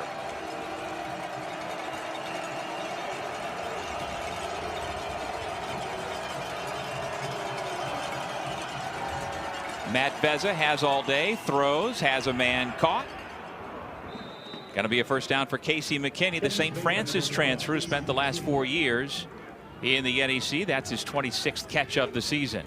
And that's actually a really nice job there by the offensive line, including Dominic Laudicina, who is the replacement for Olajide. What was really good about that is, again, it's a known passing situation. It's 3rd and 8. You can't just sit back there forever, but it was a good job of anchoring your feet and stopping that pass rush. Thank you for that. Had the wrong number, 77. Dominic Laudicina, sophomore from Villanova, PA, getting the extended time at left tackle. Beza to his all-conference tight end / fullback. Peyton Strickland again, but the Jackrabbits defense was all over it one more time. It's Bryce Johnson, the starter at will linebacker here today. They mentioned when we were meeting with the offensive coordinator and the offensive staff, with Ed Borden and Ryan Wilson being co-coordinators, that they had to run the ball in unconventional times. You expect, high school games are run first, run second, pass third, run first, run second. They can't do that. So passing on first down to try and loosen everything up, even if it doesn't work, is still a useful strategy. Now Gibson ran for 75 yards in the first half. He gets the football again, gets through a couple of arm tackles, and surges forward to bring up 3rd down and 1. It's a 9-yard gain for the sophomore running back. And we haven't seen Miles Thomason in a while. So you wonder, and we don't have sideline reporters, so we can't run down and check, but you wonder if there's been something, if he tweaks something, is unable to go, because they're all-conference running back. Thomason not being in the game at all makes me think that there's a little bit of an injury there, in addition to a really good play of Denzel Gibson. Hopefully just riding the hot hand. Denzel Gibson. Here he is again. Pushed back. That'll bring up 4th down and short. And we have seen Rick Santos and the Wildcats go for it on 4th down repeatedly. Will they do that here? They actually lost a little bit of yardage on that run. Well, that's another 3rd down stop. They've not been good on that down. They're 3 for 9 on 3rd down. Where you look on the other side, what's South Dakota State? 5 for 5. If you want to keep drives going in the snow, you're going to get a lot of 3rd downs. They have been bad on them, but they have been good on 4th downs, going 2 for 2.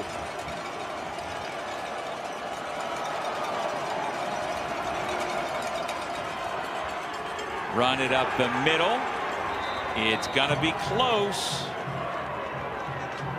Both sides pointing that they won that play. Aaron Wolfkell Holston among those on the tackle. And it is a New Hampshire 1st down. It's one of my favorite things about football. Like, if you don't know anything about the sport, you just see 2 groups of people just pointing at each other and waiting for a person in stripes to say who's right. I think it's like 2 kids in an argument, which is like a 7-year-old and a 5-year-old over who started the fight. Yep. Mom has to come in and say, you know what? You're both in trouble. 1st down, move. Well, here's another indication that perhaps there's something wrong with Miles Thomason, because the little-used 3rd-string running back Elliot Miney has come into the game for the first time for New Hampshire. The runner was ruled short of the line to gain. South Dakota State is challenging the ruling on the field. Interesting phrasing. I believe what he meant to say is, I believe what he meant to say is the ruling of a 1st down is under further, that the runner had completed or reached the line to gain is under further review. I do believe he misspoke. This is going to be really hard to overturn. Right. I mean, just unless you have a camera angle that is perfectly tracked, and you think of like NFL broadcasts in the Super Bowl that have like 27 cameras that they can have a cart that kind of goes down along it. Like, even those games with a billion cameras still doesn't have a perfect angle that in the midst of a pile you can say, nope, it was this blade of grass instead of this blade of grass. Yep. So just plays like this are just really hard to overturn unless you've got super obvious evidence that something is going to be changed. And all the while, the Shovel Brigade, collectively the MVP of this game this afternoon, continue to clear snow. I mean, seriously, there are a half a dozen men and or women who have not stopped with the shovels. Wolfkell Holston fired up, senior from Gilbert, Arizona. Here is the call. After further review, the ruling on the field of a 1st down is upheld. South Dakota State's challenge is unsuccessful. They will be charged their 1st time out of the half. South Dakota State will be unable to challenge for the remainder of the game. Yeah, and that's one of those, like, even if you dislike the call, and even if you're right, it's just the call on the field is assumed to be correct. So you have to prove that it is incorrect because it's not on the field. There's a lot more gray area, but once it's made, once the call is made, it is assumed that that's right, and you have to be proven wrong, and it's just very hard to find actual proof. So again, Elliot Miney, who carried the football only 20 times this season for New Hampshire, is in there on first down.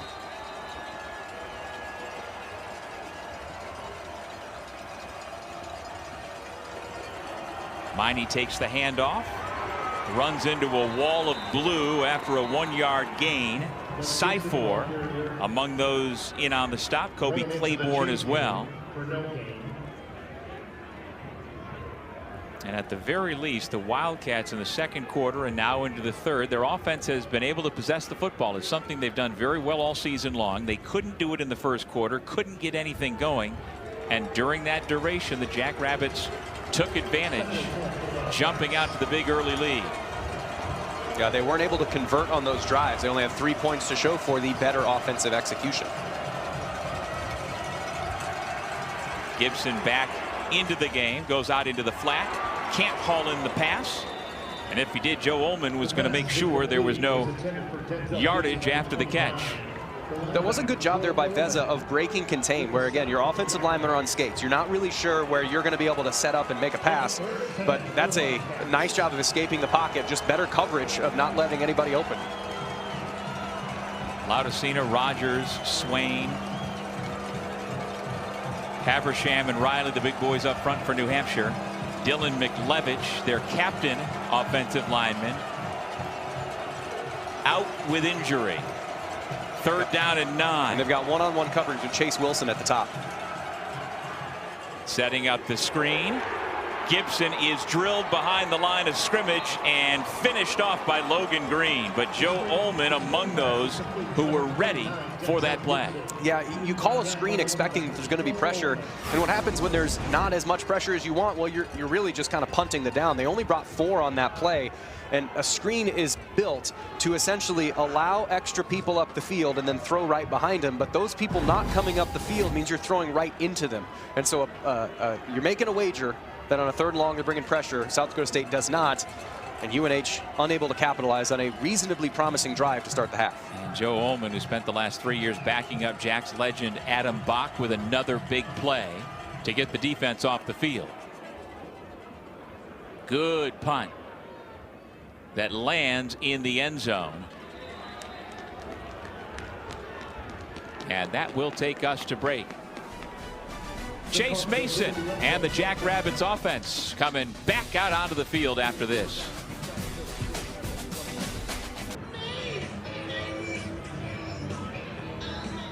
So far, the New Hampshire defense just has not been able to get this Jackrabbits offense off the field. You see how productive they have been with Chase Mason back in the lineup. Yeah, I mean, again, there's nothing that he does that is detrimental to winning. He's a big play machine. He's a super efficient. He's a great leader. He is exactly what you want in a quarterback, and it's shown today. He missed the last 5 games with a foot injury, was cleared by the medical team throughout the week, practiced, and he has this offense humming. Julius Loffridge with a huge run on first down. Cohen Cook actually had a pretty decent shot at him. Really well blocked by the offensive line of the Jackrabbits. Cohen Cook, which is their field safety, excuse me, their boundary safety, is generally going to be coming from the big side of the field. You can see number 10 had a good shot at him, but wasn't able to wrap up. And as we've seen all day, Julius Loffridge is not a first guy gets him down type back. There's a reason he's got 4,000 yards in his career. That redshirt freshman is very, very talented, super high ceiling for New Hampshire, not able to get him down.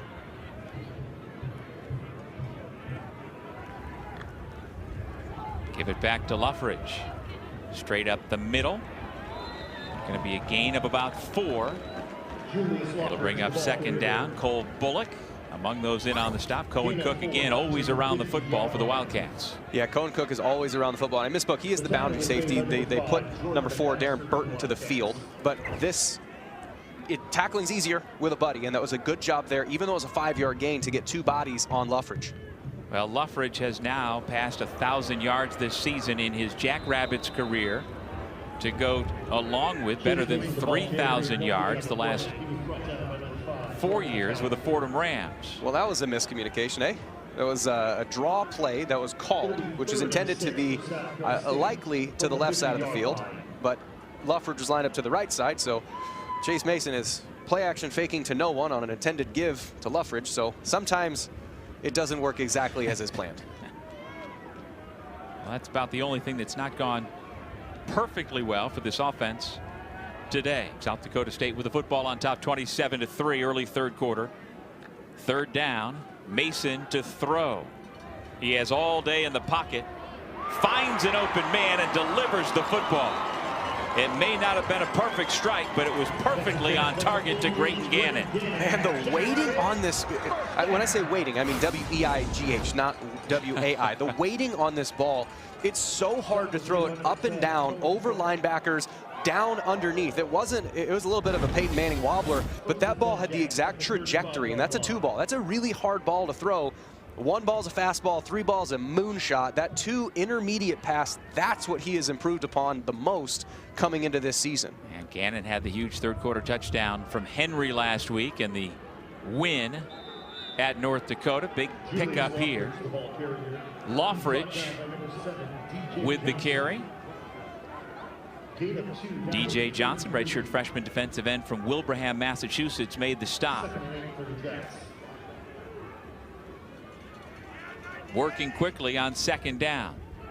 Set up the screen pass behind Goring, who had to adjust, makes the catch, makes a man miss, and runs down the sideline for a big pickup. Flag down on the field as Duncan Moreland made the stop.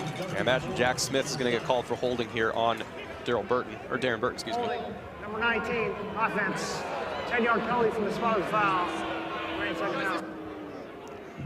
Yeah, one of the things when I mentioned earlier Chase Mason's second touchdown pass, the one that was essentially Smith ran it all the way in, that ball was perfectly on his front shoulder, which allowed his momentum to try and get all the way down the field. But this one, it was on his back hip, and when it's on his back hip, that momentum is completely stopped. He has to stop and turn around, and all the space that you want to create is now closed down, which puts your blockers in a weird position. So that one is as much on Mason actually as it is on Smith.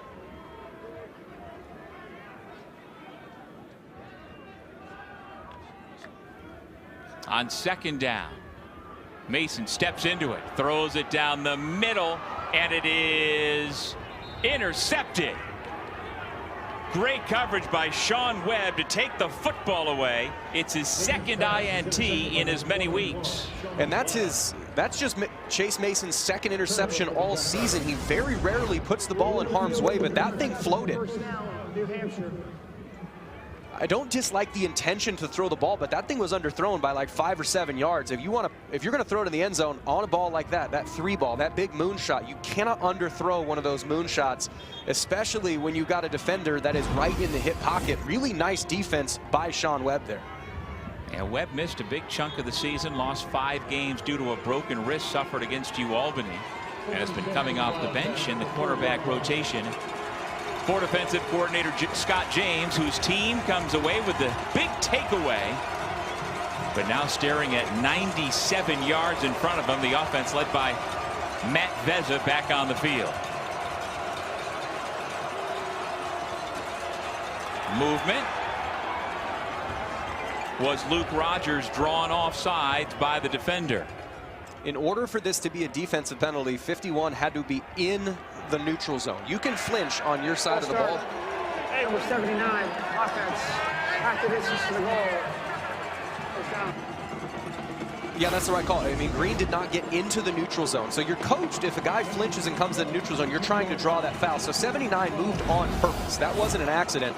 But if Green doesn't get into the neutral zone and you move, then that is a false start and not a neutral zone infraction. But it's worth the gamble. You only move back 1.5 feet, and they might get 5 yards if you get the call to go the other way.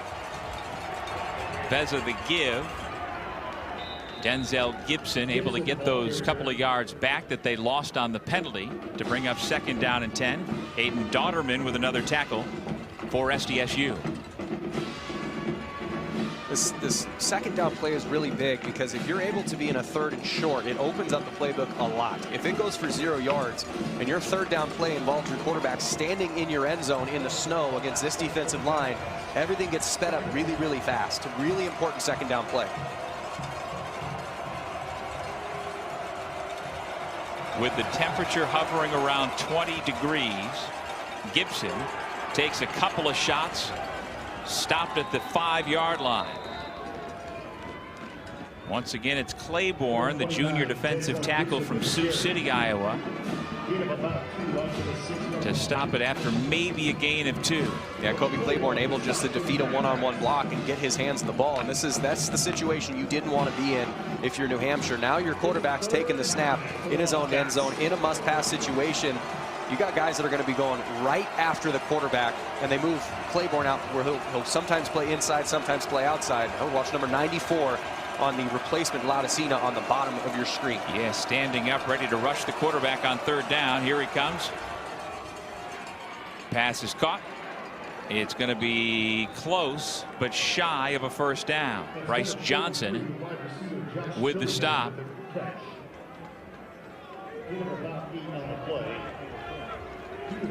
And at this part of the field, you wouldn't expect New Hampshire to go for it this time on 4th down, and indeed the punting unit will come out. If you were to go for it and miss, you're almost guaranteeing South Dakota State points. You kind of have to punt here, as much as Coach Santos is very much not wanting to. Really, for the rest of the game, you kind of don't have a choice with how ineffective your 3rd down and 4th down short yardage plays have been. Isaiah Garcia Castaneda back deep to receive the punt from Matt Guidebeck, who stands just in the end zone. Delay of game, number 47, offense. 5-yard penalty. Well, now he's going to have to move 5 yards deeper into the end zone. Running out of room back there if you're New Hampshire. Really mainly concerned, you just got to get this thing off. With as icy as it is, the snap gets dicey, the catch gets dicey, the kick gets dicey, your blocking gets dicey. You just want to get this ball off. If it's able to be a good punt, that's an absolute win, but getting it off at all is the goal.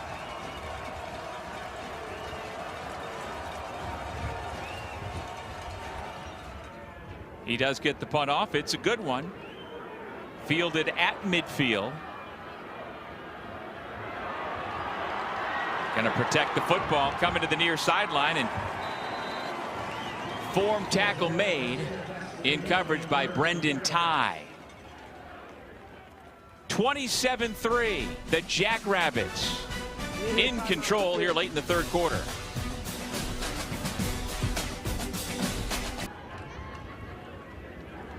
In this very stadium 6 years ago, Chase Mason won a state high school championship for Viborg Hurley. Today, he looks very much at home.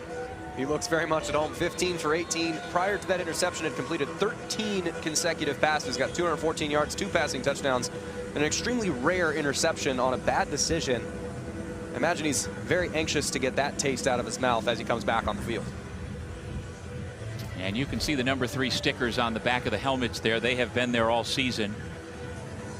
Because of the stunning death of Nate White of natural causes, he passed in late June. He had transferred in from Wisconsin, had been on campus for about 6 months, went through spring ball, and the team continues to think of him and play the rest of the season in his memory.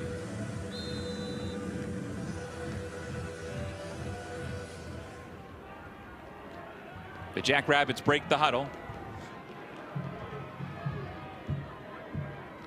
Corey Blair Jr. gets his first opportunity to run the football. His coach told us yesterday Blair might actually be the most talented running back in the room.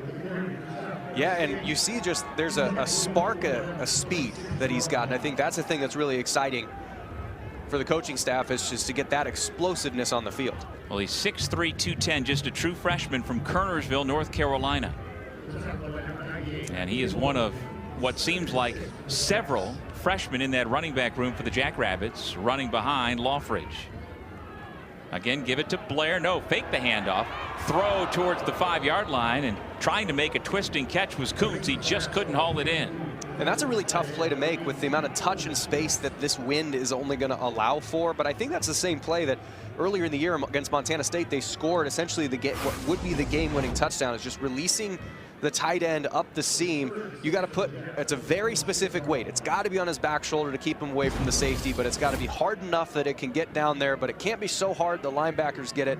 With a wind like this, it's a very tough pass to make.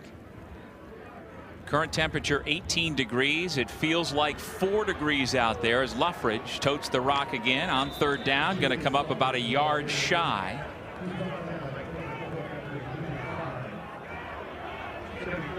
Akinmoladun, the graduate defensive tackle, with the stop along with Cohen Cook. And on fourth down, this part of the field, you're going to go for it if you're Chase Mason. Run the football, Luffridge. And he finds his way to another South Dakota State first down. And they almost got there. Darren Burton, who is the chaos and the havoc of this defense, knew what was coming. Just about made the tackle in the backfield, but Luffridge was just able to get away from him. You're going to see from the top of your screen, there's somebody coming right by his feet. It's Darren Burton again. He's a really fun player to watch on film.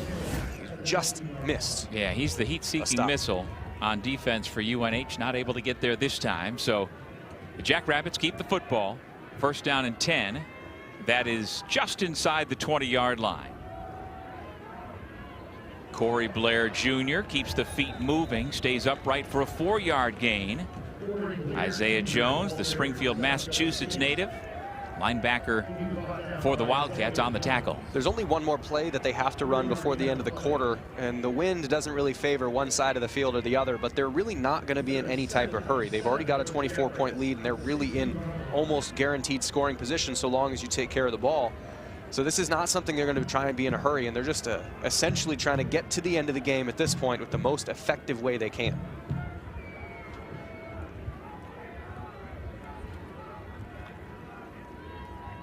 Mason gives, and immediately the ball carrier is dropped. Akinmoladun with another tackle. He's the team leader in sacks, second team All-CAA. He sniffed that out and made a sure-handed tackle to drop Josiah Johnson on this final play of the third quarter. The Jackrabbits on a cold and snowy day look very much at home on their home turf. We head to the fourth quarter with a 24-point lead. We're back at Dana J. Dykhouse Stadium here in Brookings, South Dakota, and the discrepancy on the scoreboard maintains, even though neither was able to score in the third quarter. Total yardage, Jeff, South Dakota State 353 yards, for New Hampshire just 157. And the first play of the fourth quarter with Chase Mason throwing the football. He's got a wide open man who walks into the end zone. Touchdown, Coleman Kuntz, and the Jackrabbits are back on the board. And Coleman Kuntz is going to get the touchdown, but you know what? I wish that you could get assist touchdowns. You know, they get hockey assists, you get the second one. Alex Bullock is, as soon as he becomes a blocker, as soon as the ball's out of his hands, out of the quarterback's hands, the receiver catches it. Watch the very, very top of the screen. Kuntz is going to catch it, and immediately Bullock becomes a blocker and takes Sean Webb out of the play and just clears the way like these Kubota tractors have been clearing the snow off. Bullock is getting an open route to the end zone, or opening a route to the end zone by Kuntz. That's a heck of an assist. Well, Jeff, you would understand it. You know, Bullock was a walk-on at Nebraska who carved out a niche. Didn't know he was going to play again this year, but he continues to do all the little things to help his team win. Yeah, it doesn't really matter. I'm going to do whatever I need to do to help the team win, and whether that's catching a touchdown pass like Kuntz or Bullock blocking his way in. 34-3, South Dakota State.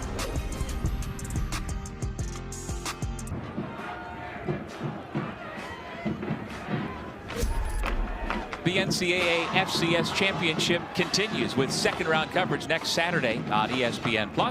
For more information, visit ncaa.com, the home for all NCAA championships. South Dakota State in complete control over New Hampshire early in the fourth quarter. The winner of this game will advance to face third-seeded Montana in Missoula next Saturday here on ESPN+. Wildcats get the football back after having just given up the touchdown to Kuntz. Darren Burton the second on the return. The Wildcats get decent field position to begin this drive. And they're going to have to do something special to come back and win this game. And it's going to have to start now. You're down by 32 points, which is 4 scores. It's 4 8-point drives. So you got to start now because you won't have much time and you're going to have to play excellent football. But this is the playoffs. I mean, your season is done if you don't complete it. So there will still be urgency by this New Hampshire team, but they have a tough road to hoe. Gavin Johnson, number 10 in white, the slot receiver into the game. He goes in motion. Veza has all day to decipher the defense. Had a receiver who had a shot at it, but Logan Perez couldn't haul it in. And that's the type of offense that New Hampshire normally runs. RPO, so run pass option, meaning that your quarterback puts his hands out, tries to bait the linebackers into playing up into the run, then throw right behind them. UNH is awesome at that. Veza is really good. It's hard to do when it's 2 degrees windy and snowy to get that to actually happen because your receiver isn't going to be in the exact same spot because he can't cut where he needs to. So that's why when at the start of the game I said the worse the weather, the more it favors the Jackrabbits. Veza this time hands it off to the big man in the backfield, Denzel Gibson.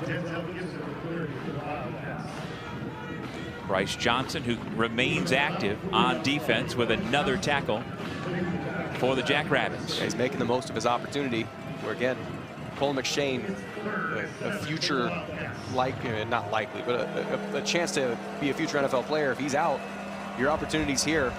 And I dare you to take me off the field. That's the attitude you have to play. So give me a shot, I dare you to take me off the field. And he's done terrific today to help his team. And McShane is expected to be back from the injury if they are able to hold on to this lead and play round 2 out at Montana. Gibson takes a blow and continues on. Big shot by Matt Gehring, the middle linebacker. But Gibson just continues to put up big numbers. He's been the best offensive weapon today for UNH. Yeah, and I imagine they don't want him to necessarily be the primary option. I just imagine that Miles Thomason is not able to go because we have not seen him since the middle of the first quarter. And without him in there, you really have Denzel Gibson, who is a big back. He is a good mutter. This is the type of weather that he would excel in, being able to go downhill. They're going to have to do something special to keep this drive going on this 4th and 2.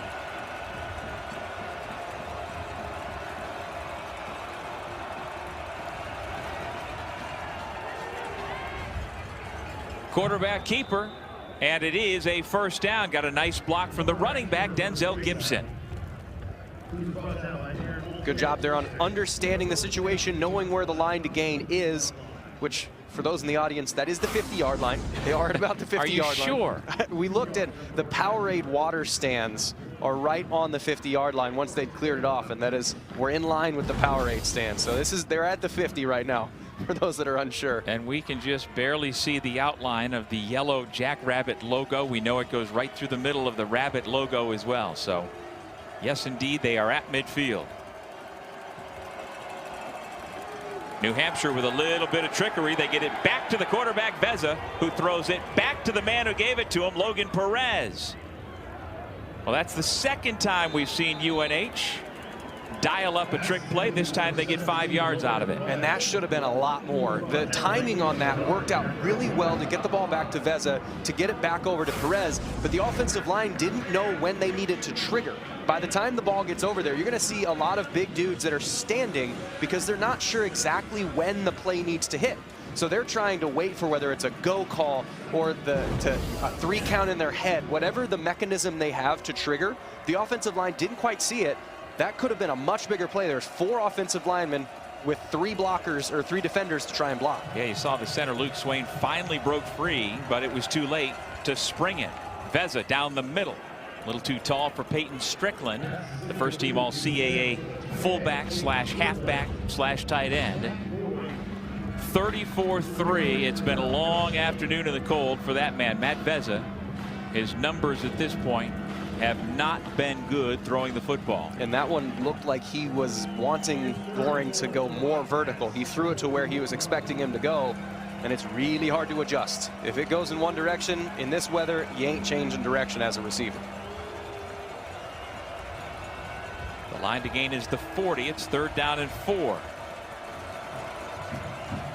Vezza takes the snap. Throwing it near sideline into single coverage. Casey McKinney could not get away from the defender, Aiden Dodderman. Aiden Dodderman did a really nice job there. One of my coaches, when we were installing pass plays, called it the 4-yard highway, which is 4 yards off the sideline, that's your ground as a wide receiver. If you lose that 4-yard highway and you get pushed to the sideline, the best the quarterback can do is make a perfect ball. If it's a little out, it's out of bounds. If it's a little inside, it's picked off. And as a defensive back, you're trying to push them off that highway towards the sideline. Dodderman did an excellent job not leaving any room for the wide receiver to operate. Going forward on 4th down. Vezza rolling. Pass deflected. Incomplete. Matt Gehring from his middle linebacker position able to make the big defensive play. Josh Fillion was there, but couldn't quite get the ball delivered. And turnover on downs. So the Jacks defense does its job and gets the football back here in the 4th quarter.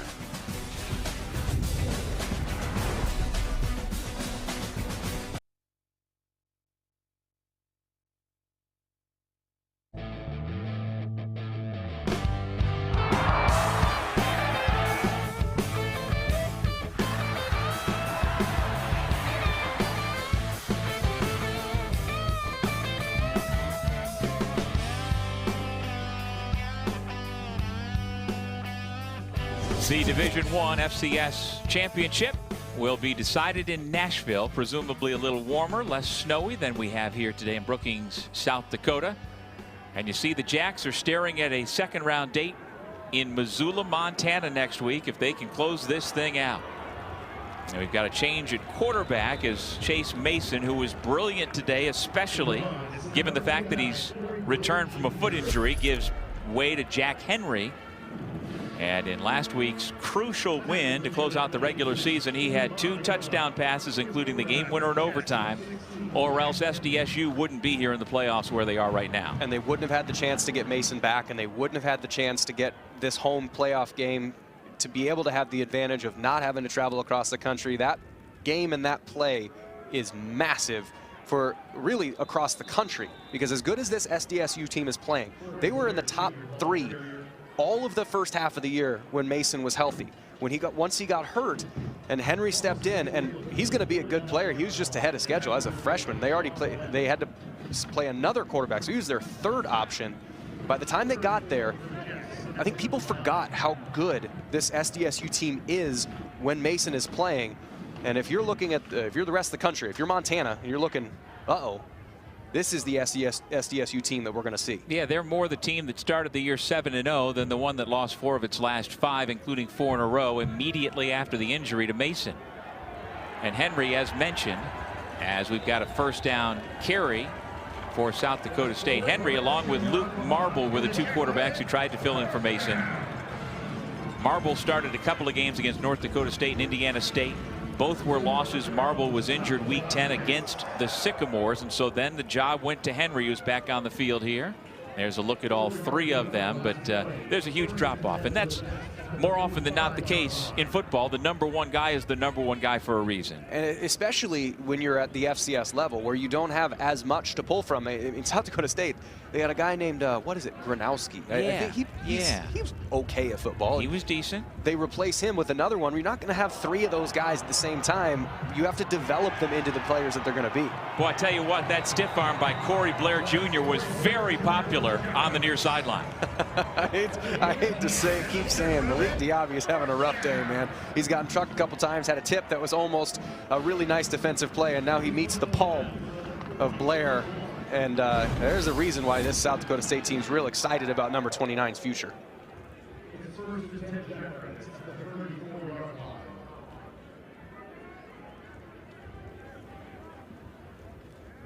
You mentioned Gronowski, national champion quarterback. He had a bye week from Iowa earlier this season, decided, I'm not going to go to the beach. I'm not going to go out of the country. He came back to Brookings to spend a quiet weekend with his friends. It's all part of the culture that Dan Jackson has continued to build upon what he has learned from those who came before him, most notably John Stiegelmeier. And he still talks to Coach Stig, and that they live 5 houses away from each other. And when they do have schedules that coordinate, they'll get together and talk. And they've got a football playing alumni list that's 1,400 strong that all want to be a part of keeping the program where it's been at. 14 consecutive playoff appearances. And, you know, when you include North Dakota State, there has been at least one Dakota State University in 13 of the last 14 national championships, with one of those two winning 12 of those. Josiah Johnson, the carry. Yes, in this day and age, everybody around the country knows the FCS football championship goes through the Dakotas. All 4 Dakota FCS teams made the field this year for the first time ever. And all 4 are either buys or hosting. And so not only did they squeak in, they're good teams. South Dakota hosting Drake. North Dakota is hosting Tennessee Tech. As a closer game. I was trying to check the score on that. And then obviously South Dakota State's here, and North Dakota State's the #1 overall seed. Johnson, the ball carrier on 3rd down. And this South Dakota State team, after the win last week at North Dakota, climbed back to number 16 in the national rankings and earned themselves a home football game to begin the FCS playoffs. And by all intents and purposes, there's 7 minutes to play. They've got the ball in scoring position. They've been able to run the ball. You can almost change it from an if to when they win today. They're going to be playing Montana, and they've played them in at least the last 2 FCS playoffs. Both have been very close games. 2023, it was a title game with perhaps the best FCS team until this year's North Dakota State team. And then last year in the 2nd round, they're both victories by the Jackrabbits. Henry runs it. Ball comes loose. It is covered. South Dakota State will keep the football at just outside the 10-yard line. Nice job by Josiah Johnson to not try and pick it up and run, just secure possession. Well, heck, the ball's bouncing the way of the Jackrabbits, eh? I mean, 2 tip passes, both one on offense, one on defense, both going the Jackrabbits' way. Was not recovered by the player that fumbled. However, the result was a first down, South Dakota State. So to clarify what that is, a fumbling player on a 4th down, you can't advance the fumble forward. So the ball is going to go back to where it was fumbled, but that was still a first down. So first down, Jackrabbits, just back 4 or 5 yards. But yeah, fumble goes right back on offense, goes right back to Jackrabbits. 2 tip passes go to the Jackrabbits. Sometimes it's better to be lucky than good. Yep. Big shot there by Raleigh Collins III, the West Virginia transfer, former 3-star recruit who left the Mountaineers to become a Wildcat. Blair found a seam, picked up maybe 3.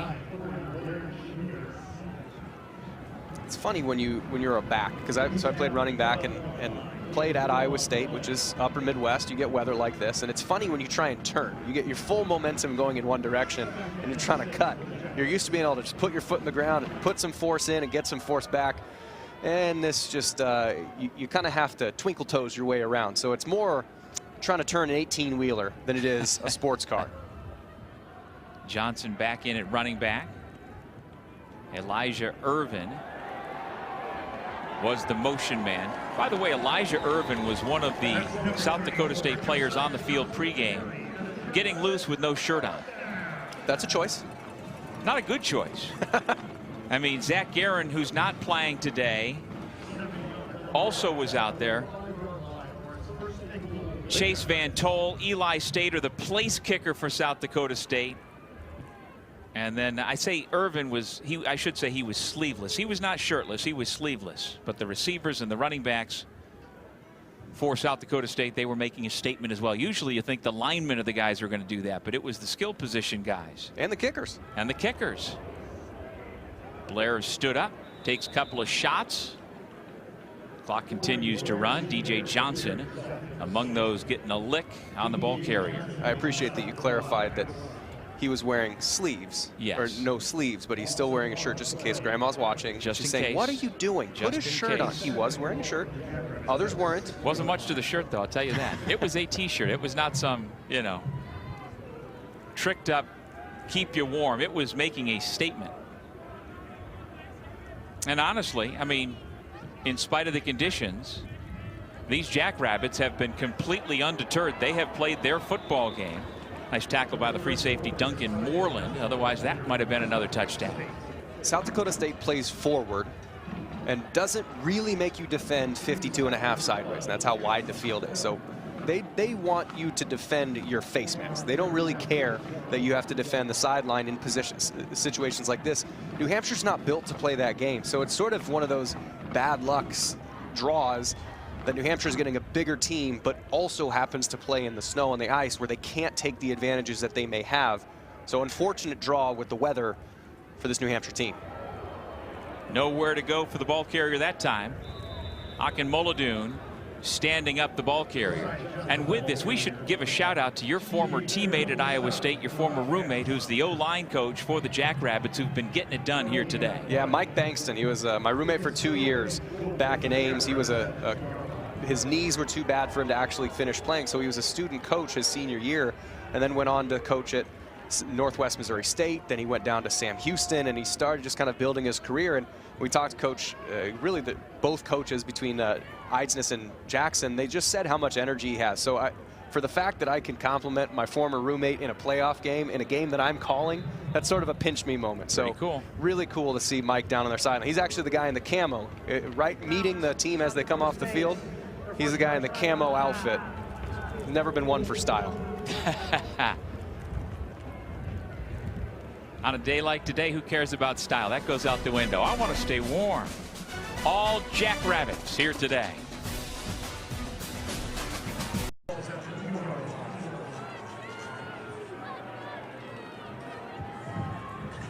The flurries continue here in Brookings, South Dakota, on a 4th down play at about the 3-yard line. The backup quarterback, Jack Henry, under center with the I formation. Throw it to the fullback who's open. And it's another touchdown for South Dakota State.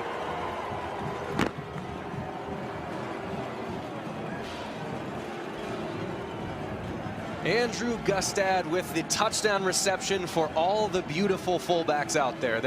Anytime you're asked to just block all the time, your teammates know that you're doing the dirty work, and if they can get you a touchdown, that's why that play was called. In addition to it being a likely score based on the situation and what their field position was, they knew that there was going to be an opportunity to get a guy who does a lot of dirty work a play. So great momentum builder for Henry, and fun to see the fullback family get a touchdown. Well, sure. Now Gustad is a perfect 8 for 8 in touches this year. He's Mr. Efficiency.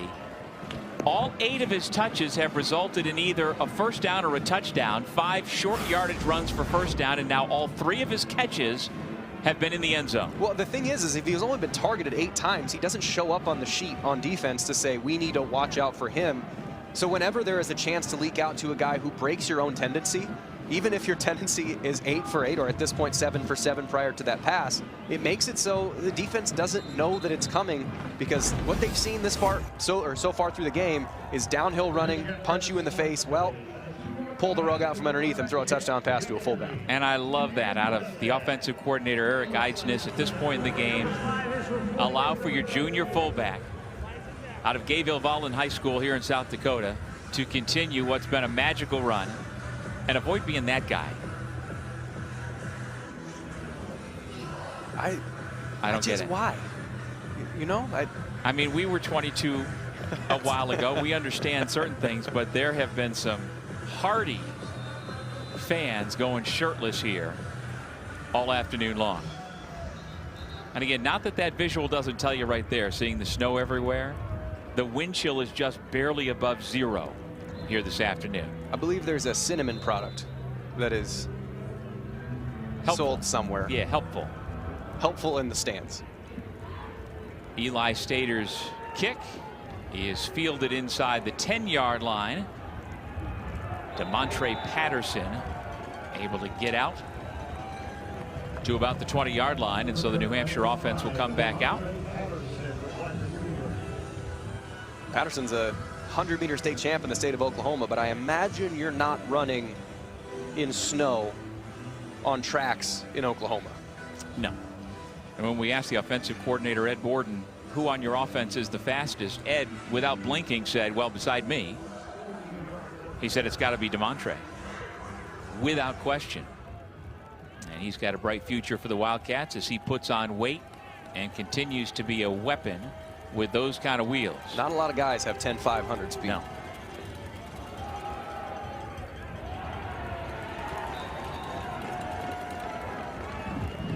Kevin Spellman, the reserve defensive end from New Lenox, Illinois, former Valparaiso football player, able to make the stop. These are bittersweet moments if you're New Hampshire. You made the playoffs, but this game is over. You're down 41-3 with 2.5 minutes left. There's almost mathematically no way that you can come back and win this. So you know that these are the last snaps you're going to play with this team. So you have to cherish them, but you're languishing the fact that you're down and this is a loss. These are very mixed emotions for the entire New Hampshire side. Scott Hirschberger into the game as running back for New Hampshire. Had the carry on the previous play. That completion was to Josh Fillion. And yeah, the Jackrabbits, this roster is full of guys later in their college careers who have 2 national championships on their resume. They have experienced an awful lot of winning here, and they are keeping the dream alive for a potential 3rd national championship with an impressive opening round win.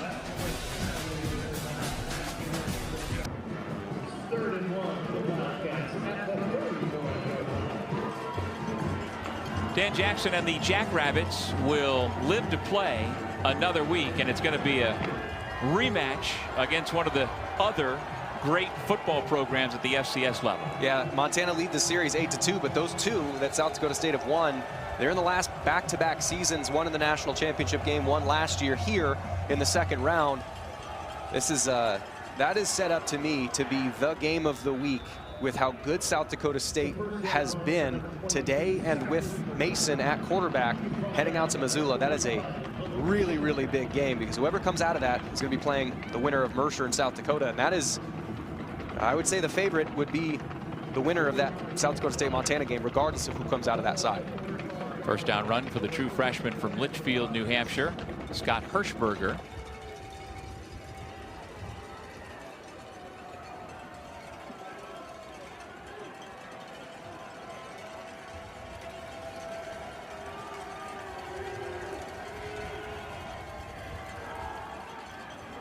Veza with a pitch and catch to Chase Wilson. Jaden Oliver, the former Buffalo Bull grad transfer from Tampa, made the stop. He's been one of the big playmakers for the Jackrabbits this year. His 3 interceptions tied for most on the team with Jalen Lee. A lot of playmakers on both sides of the football for SDSU. A lot of playmakers, a lot of depth, a lot of physicality, and that physicality travels. So when they go to Missoula, they're going to be able to take the fight to the Grizzlies, but the Grizzlies are not going to be at a disadvantage in size and strength, because they match up the same strength level that these Jackrabbits do. Veza hands to Hirschberger, and he runs into a brick wall. Just standing there, waiting to make the tackle. And he didn't miss his opportunity. Blake Leiferman, a redshirt freshman from Kimball, South Dakota. And that will do it. See if the Wildcats snap the football again on 3rd down. Some snow is flying in the stands, celebratory for the Jackrabbits fans, and that indeed will do it. Well, forget about the fact that South Dakota State lost 4 or 5 coming into the postseason.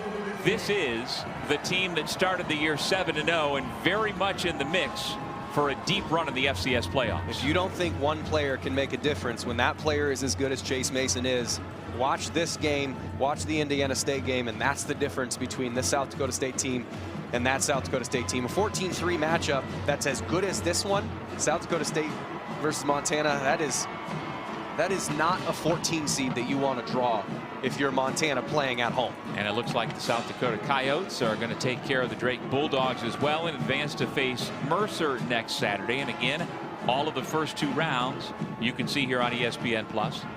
Celebration by the players for South Dakota State diving and sliding inside the 10-yard line, in the end zone, jumping into the snow pile. Snow angels everywhere, and why not?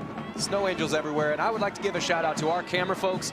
The shovel crew got the loudest cheer from the stands. I'm going to give a shout out to the camera crew. I don't think that they're going to get as much of an applause from the fans, but they're standing outside in this weather. God bless camera people. Thank you for doing the work that you did today. And the entire crew, thank you so much.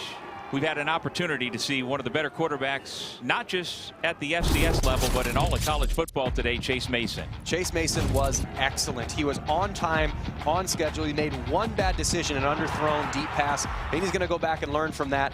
But guys made plays around him. He put the ball exactly where I needed to do. And Jack Smith making a play is set up by Chase Mason, enabling him to make a play.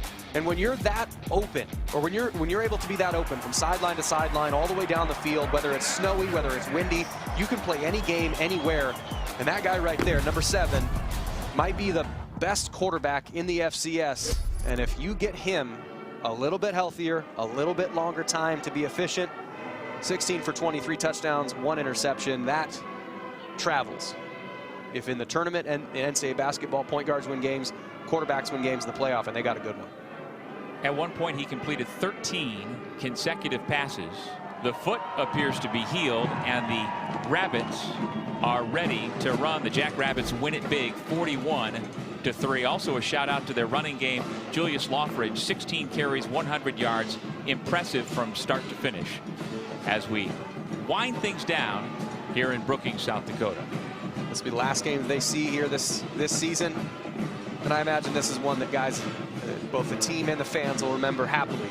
The 41-3 final score against a good New Hampshire team that's very young, and they will be back in a situation like this, perhaps even hosting if they keep this young nucleus of talent that they've got together. They live to play another day. Congratulations to the South Dakota State Jackrabbits on their 41-3 victory. The season comes to a close for the New Hampshire Wildcats. Their 6-game winning streak is over, and they finished the year at 8-5. But Rick Santos and his crew out of the CAA showed themselves very, very well. But a nearly whole Jackrabbits team delivered here today in the snow and in the cold. Our final score once again, 40-3. Jackrabbits win it and advance to round 2. For Jeff Woody and our entire crew, especially the folks braving the elements, thanks so much for watching. So long from Brookings, South Dakota.